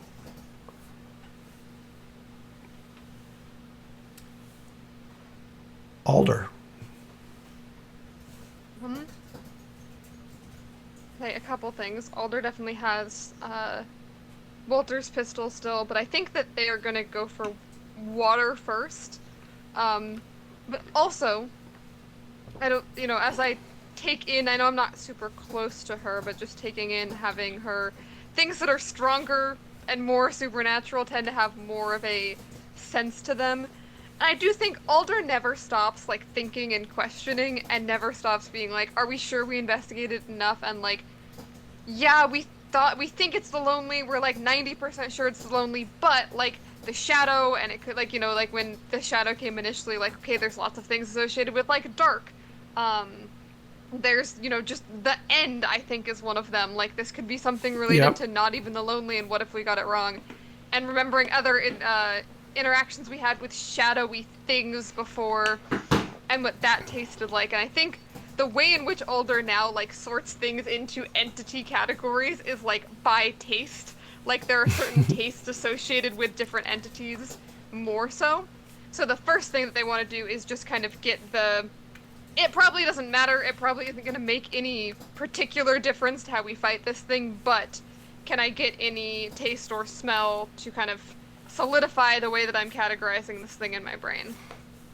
Yeah, when you put your concentration to it, which will take your action, by the way, it takes time. You get a wet sensation in your mouth, like ice, but not, it's cold like that, but it has a taste more of maybe blood and like a chewiness, like chewing on old leather, like a soft leather, but still leather, or skin. And the flavor is less prominent than the texture. The blood taste, definitely prominent, but the texture is what really takes you aback. It's a really vile, uncomfortable texture more than it is the taste. And your mouth is full of a wetness. I mean, that's more what I'm used to. Yep. But does that give me anything in terms of, like... Because, okay, if the wetness is still making me think, like, okay, definitely hit it with water. It's not a taste or texture you've experienced. Okay. I mean, the one that was most prominent before was the taste of ash and the dryness that you got from that. Is my brain potentially putting together that it is possible that this is two things? Like, related to two entities working together? The combination of potentially two, and that's why it's hard to find or categorize? It might be. I mean, your brain, you could be imagining that for sure. Alder thinks so many things, and sometimes it's more complicated than they think, and sometimes it's simpler. I do think with the notice of it trying to put the hole in between itself and us, Alder kind of just like gets information to relay to the group, so makes a face, which Satori, you know what Alder's doing by the just like disgust on their face, and then just, okay, can't get any new information, just hit it with water, and it doesn't like light, I point to Dr. Walker, or like we know from the statement, like warmth, togetherness, closeness, it seems like it doesn't like that we are together in a group, so maybe we just get closer to it. That sounds like a terrible idea. We hold hands. A little kumbaya moment. Mm-hmm. Yeah, water and closeness and warmth and togetherness and light, that's what I got here. I don't know about this thing's weird and disgusting. That was funny. The power of friendship compels you. Great Yep. comment. If only we cared enough. Let's all join hands together. Lalika. Yeah, that's all Alder's got on that one. Yeah. What are you doing, Lalika? I think Lilika is going to like stay close, excuse me, or closer to Alder through Okay. this, because there seems to be something that she doesn't understand, that is connecting them, and so, but doesn't want to get too close. So I would like to take out my smartphone, shine my get into like a position where there's no pillar or like Yeah. hole like in the way, shine it on this woman in medical garbs that is not human at all, and just yell, "I see you," as loud as I can. And your words barely get out as a whisper. Your light from your phone seems to be pretty inconsequential compared to the light from the big from the military grade one flashlight. But you're at a different angle, so you are getting some light. But the distance you're at doesn't really allow the light to spill very heavily up there, because you're across the street now, from the house.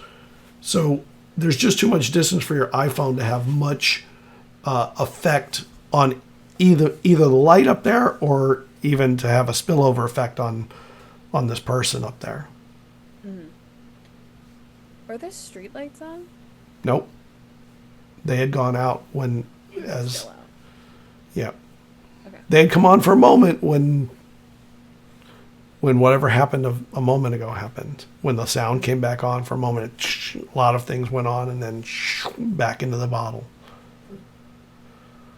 I mean, unironically, we could Haze. just try holding hands. I mean, that's what I 100% do. Is I'm holding my iPhone in one hand and then I grab your hand with my other hand. Alder's hand? Yeah. Okay. You get a little cinnamon taste too, a little garlic and cinnamon.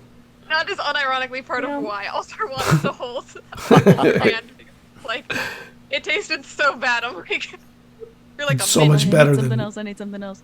I mean, you can't hold my hand. Mine like tastes like whiskey and cigars. yeah, not necessarily better. Hayes, what are you doing? Like some pine. I don't know. You know what? I'm an idiot. You know what? I'm a fucking moron. Because I'm going to try and get a little bit closer with a water gun and aim and try to shoot at this thing with like whatever water we got. Yeah, you have some water. You brought water on purpose. So you have a squirt gun. Is that what you're saying? Yes. And you're going to try and move closer and shoot as you're moving.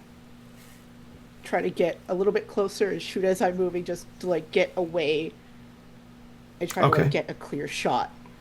Yeah, you're able to cross the street while you're shooting, and then shoot when you cross. I mean, it should be two different things, but I'm gonna let it slide. I think you can get a shot out while you're kind of moving it. I am gonna hinder you one doing the moving and shooting more or less at the same time or very soon after.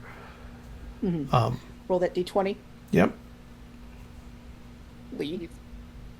17.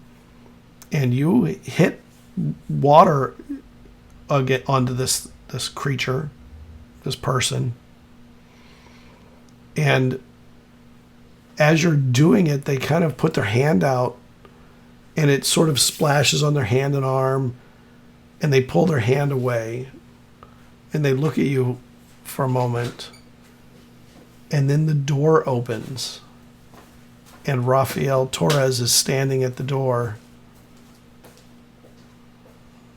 You've come. Thank you. Thank you. And she looks at you and smiles, and she turns and heads into the door. And the door closes. Get inside. You're not close enough to get inside. No, You're- not now. Right. Yeah, not now. But you have time, you have a moment to kind of coordinate your movements if you wanted to do anything.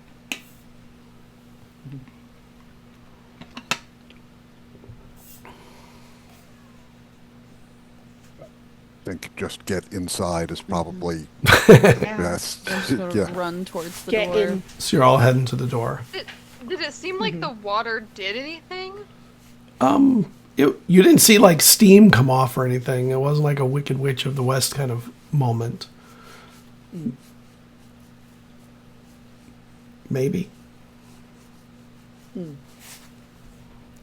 And you get to the porch. You're all on the porch. The lights are off inside. The door is locked. I look at Satori. Okay, I'm gonna try and. I bash say, the door. I say, he just slammed the door. He didn't have time to throw the deadbolt. It's just the knob. Kick it there. All right. You you get an asset, a knowledge asset to your two of them. These two levels. I have a might pool of 14. Okay. I might. Do you want to spend Do- points from your I might might. pool? I might do that. And I you have an might of edge. one. I don't know. Yeah. So it costs one less. So it costs two. 2. I'll spend 2.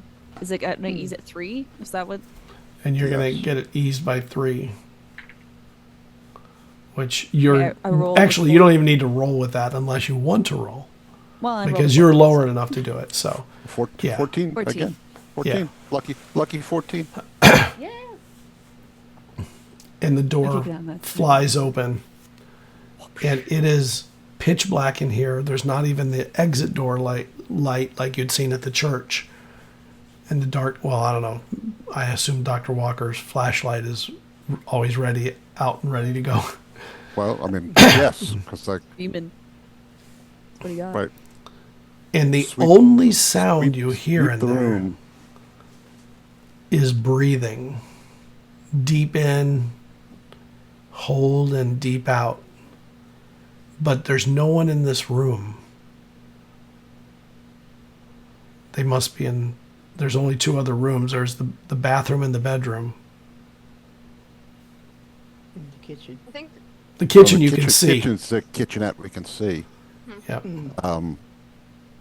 I yell bathroom and start moving that direction. Okay. yeah, to the bathroom and the bedroom are probably near each other. They're next to each I- other. It's a tiny little Am- apartment. I'm gonna start intentionally not hyperventilating, but I want to hearing that like breath pattern and recognizing it from what was happening at the church. I want to try and throw the breathing pattern off with my own breathing pattern by breathing like really erratically and seeing if that disturbs any of the nice concentrated calm deep breathing that's going on. So Tori, what are you doing? I- Your actions are first. Yeah, I am just running forward straight into the apartment, trying to lay eyes on something. Someone. And you don't see anyone in the living room or the kitchenette. The bathroom and bedroom doors are closed. Oh, But you do hear breathing. And then Alder, of course, starts altering the... Okay. I'm gonna try the bathroom first. Just Okay. doorknob shove. Yeah, just doorknob. You open it, and it's dark, but you don't see any movement or motion in there from whatever flashlight light is spilling in from Dr. Walker. Okay. And if I have enough time, then I'll sidestep, doorknob shove the other door. They're right next to each other, so I think you could do both of those pretty quickly. Cool. And when you do so, you see Raphael is laying back on the bed, and straddled over him is this silhouette, this figure. Looks like it's kind of kissing him, except the mouth is way wider, almost like the mouth is wrapping over the bottom of the face. And you hear this heavy breathing, but it almost sounds like the breathing is only one way. Yeah. And his arms are just out to the side. And you hear he does have a few words that he keeps whispering that kind of trickle out. Thank you. Thank you. And they're lighter and lighter. And then Alder's breathing starts altering this perception of this breathing, and this thing stops and pulls its face off and looks back at all of you. And unlike before, where it was cracked and dry, there's some form of color in its skin, and its skin is hanging a little less than it was before. And you hear for the first time a sound that pierces through the quietness, and you know it to be some sort of you've heard things like that, the screams of things that are terrible. A whistling, gurgling yell as it throws itself forward. Satori, can I get a speed defense from you? Yep. I am trained in speed. Am I? I think you for the purpose of this, I won't be. As it looks over, Alder just like flips it off and looks at us. Just like, fuck you, thing. 6. Let it get me. Nice. You get hit so hard you are thrown back through the room, and you take 10 points of damage when you hit the wall on the other side of the room in one hit, minus whatever your armor. I think you do wear armor normally. Yeah, I leather like to. and yeah. So 8. And this thing hit like a brick, and all the rest of you see its face just sort of, and its mouth is much bigger and wider than it was before. Even though it looked like a person-ish before, it looks considerably less personable at this moment. And unlike so many of the things you've come across, the inside of its mouth has no teeth. It looks more like just a tube. I'm thinking flesh, maybe. Maybe next is Only flesh. Dr. Walker. It's just not my strong suit. I have a cipher called The Smell of Blood, which is an instant. Outraged, inspired, or fueled by desperation. An attack deals extra damage equal to this cipher's level, which is level 4, but I have to hit. And that is not my, So I'm swinging the flashlight. A baton. Like a baton, like a club. It's a light weapon, so it's eased. I will spend 3 points of might. I do not have an edge in might, So it's really 3 points of might. And I will roll a 14. Nice, 14. But then it's eased because of its eased, power. So it's It's a light weapon, so that's a it's 17. a light weapon. It's light Okay. weapon, so it's eased once, and I threw a level of Yep. of and effort into it, so it's eased twice. so you hit. That- You hit it, and you do the 6 points of damage because it does 2 Okay. plus 4, right? Right? Yep. And now I'm dead.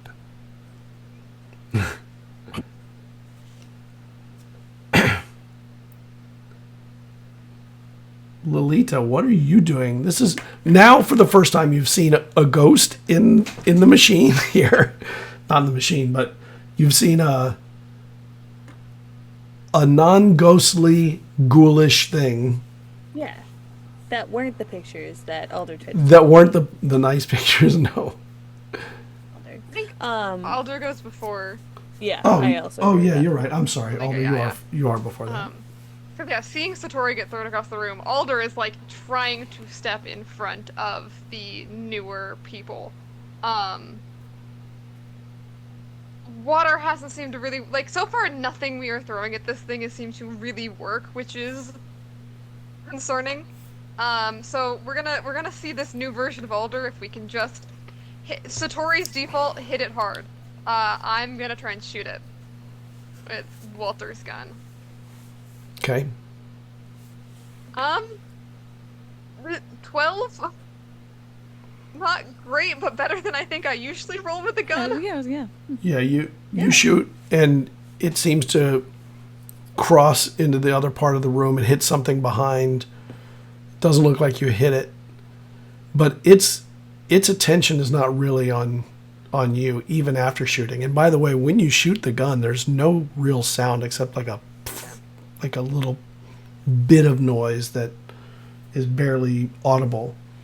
Where is its attention? Its attention seems Still to on be. Satori, or? It was definitely on Satori initially, but now it's on Dr. Walker, who hit it with his mighty baton, light baton. Yeah. So its attention goes to whoever hits it next, basically. And if I miss, it doesn't care about me. Cool.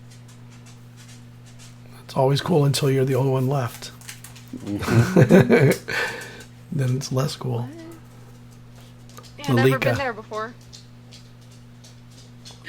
I would like to try to flip a switch in the bathroom, Okay, like the light switch. Light switch? The light turn on. it does turn on, Okay. and light goes on. It's dimmer than you would Yeah. have thought, Yeah. but it definitely turns on, and its attention turns away from Dr. Walker and more towards you. Sweet. I'm gonna turn the light on in the bedroom, and then I'm gonna. You run can't get to the away. bedroom because it's right in the doorway of the bedroom. Okay, I'm gonna go to the nearest light switch. Then I'm gonna turn on as many lights. in the Front house door. as I can. So you have to flee the fight to go to the front door. That's where the light Perfect. switch is. Yep. If Happy if to I run get away? attention- Happy to run away. I'm squishy little babe. You get, I mean, it's a small apartment. I think you could get there in a very short amount of time and go to switch it on. Hayes, what are you doing when the lights go on in the apartment? As soon as I have a clear shot, I'm gonna actually use a gun, like an actual gun. Just don't shoot anybody else. I know. I will try not to. And if I can't shoot a gun, I have a piece of drywall from where it threw my friend through the wall. You could shoot a gun. Cool. I'm gonna shoot a gun. I'm just not sure what counts as a light weapon. It would be light range. It would be range light. Okay, I got 16, baby. Okay, we're not dead. Are you trained or anything? No. Okay. But you said you rolled a 16? Yes. So a 16 hits. and and it takes the shot and it backs up a few feet. Oh, we need to finish this sooner. Sorry about that. We're already at 4:00. Yeah. So you hit it, it falls back, and when it does so, the light switch from that Lilika had turned on comes on and brings light on in the living room, and it backs away from all the light that are coming on. Even though they're dimmed, it still does not like that light. It wants whatever it is, it wants the darkness. Mm-hmm.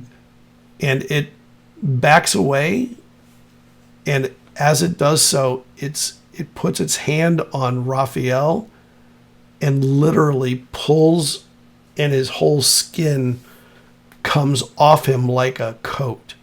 And it turns and leaps through the window, which shatters, and it runs out into the darkness.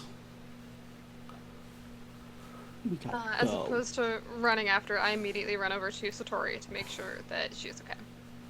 Mm-hmm. Oh, it's been worse. I'm gonna Fair enough. sit up, holding my ribs, because I have 4 might left.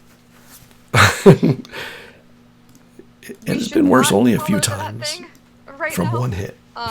We should get you back and out of here, and that thing has... I can't place that thing. The flesh, or the lonely, or the dark, or... Ugh. It's got... Whatever it is, I don't like it, and I hope it doesn't take my shin skin. Well, this is obviously going to need Me more too. investigation work. Yeah. But So- not right now. But not right now, We need because to we're get at 4 back. o'clock anyway. Yeah. So you get back to the office. There is, when you gather all the information that's been given to you, and you look and you research this Evelyn Montreux, between Alder and Lilika, you find a whole bunch of information about them as a person in the 60s and how they worked in an elderly care home called Tropical... Hold on, I have the name of it. Is it a real place? No. Tropical Rest Haven. And in 1962, there were 22 murders there, or deaths, not murders, plus all the staff except one, an Evelyn Montreux, who disappeared. All of them dehydrated and died happy in their bed. Raphael, by the way, when you left, had a smile on his face, but was not dead. I'll do a lore dump in the chat after the games, or we can talk about it afterwards. I do know that Satori has to leave, and I want to make sure we end it at 4. There's a lot more that could have happened and could have gone on. I really wish we'd gotten to some more of the other stuff. I want to thank all of you for coming. If you have a chance to donate to No Ice in Minnesota, I would love, everybody would love for you to do that. I hope you enjoyed at least a taste of the Magnus Archives, mysteries, investigations, often ending in painful or horrible ways, including death and worse. Join us for our next thing. I think I'm running Triangle Agency on Monday, and soon I'll be running a short Daggerheart campaign. Mostly because I want to learn it, so I'm going to test it with some players that I'm comfortable with and have played with many times in the past, and also want to learn it. So we're going to learn it as we go. Thanks for joining us. I'll let everybody say who they are, where they can go. I will start with Satori, and then Start with Alex. with Mm-hmm. start with. Okay, I'll start with. Wait, You're muted. You're muted. Sorry, it's me. I've got the heart out. Oh yeah. Hi, folks. I do hope that our fight against evil inspires you in your fight against evil to please make a huge donation. I am Alex Newman, 7-Minute GM, 7minutegm.com. You can see me this Monday, Scott? No, next Monday. Next Monday. But next Monday, playing in Harrow the Blighted Plain with Zeal, our gifted GM, and you can find me all over the place doing all the things. Thank you to my GM and my fellow players. It's been a blast. All right. Thank you. Thank you. Satori. We'll do it very quickly. My name is Chenoa And- Reid. Once again, this is when playing Satori Falk. Also, once again, go check out ZealZaddy on YouTube or on Twitch for all of the other Magnus Archives campaign that I've been a part of. You can also find me at Zephyrite pretty much anywhere, or over at Diceberg Ahead, which is a TTRPG variety podcast. I will also be appearing on MetaHumans, I think on the 28th, to continue raising money for No Ice, and also to hopefully contribute to the No Ice bundle that is up on twitch.io, and it's been doing really, really well, and I'm really happy that we're able to raise all of this money and support those communities in Minnesota. All right. Alder. Hey everybody, my name is Quinn. I use any and all pronouns. I've been playing Alder Hughes, once again, who uses they, he pronouns. You can find me on Blue Sky at QuinnBeckham27, and you can find me tomorrow over on Logomancy Media at 6 p.m. Eastern Standard Time, where we are playing Last Kiss, the game of teenagers at the end of the world making really, really bad decisions until we all die. It's been really awesome being back in the Magnus Archives, and being back as Alder with my, I had to dig the wig out for this, which I will always be glad to do. Since we have more of this, maybe we'll be back for more, in which case I think there's a little flash of a end credit type scene that is just like a 2-second image of Alder setting up for a seance to call their dad to figure out maybe some stuff about this new person who's joined the team, because Merm and I made the same character without communicating about it at all, which is really funny to me. Who knows if we will ever be back. I didn't expect to be back for this one, so question mark. But if you want to see me for sure and something I know I will be doing, you can join me tomorrow for Last Kiss. Nice. Hayes. Hi, I'm Jellyfishlines. I played Hayes Elbon, who is an investigative journalist that was investigating the Magnus Institute for a completely different reason, and is now going like, what the fuck is this?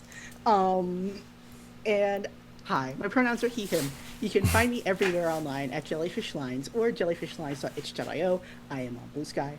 I am on Muckrack. Underneath my actual name. Don't go looking for that. And I'm also... I'm on itch.io at Jellyfishlines. Go buy my games. Some of my games are in the No Ice in Minnesota bundle. Go get them. You'll like them. Merm. All right. And yes. That's me. Hi, everyone. My name is Merm. I use they, she pronouns. Today I've been playing Lilika, who uses she, her pronouns. Yeah, you can find me online at Murmur 3Rs because I'm kind of everywhere. I do things all the time. It's kind of a problem. I know Quinn is smiling at me right now because I do that. Also, great minds think alike. Who would have thought that we make the fucking same character? It's fine. We'll just be siblings in it. It'll be fine. But yeah, you can find me online at Murmur 3Rs. That's MIRRRM. And you can just see all the things I'm going to be doing because I got 6 series lined up for 2026 and more. People are asking me to be in their games, and I'm like, fuck yeah. Yeah, nice. Who needs free time? Are This is you my free okay? time. I'm so tired. Perfect, but thriving, I'm okay. wonderful. You would be amazing siblings. You would also then be birthed by a ghost father. I mean, who wouldn't want that? Oh yeah. Watch the No one said series. that yet. Watch the series. Yeah, everybody go watch our campaign. All right. Thank you for joining us. We're gonna drop. Have a good night. See you in the next one. Good night. Bye, Good night. everybody. Have a good night, y'all. Bye.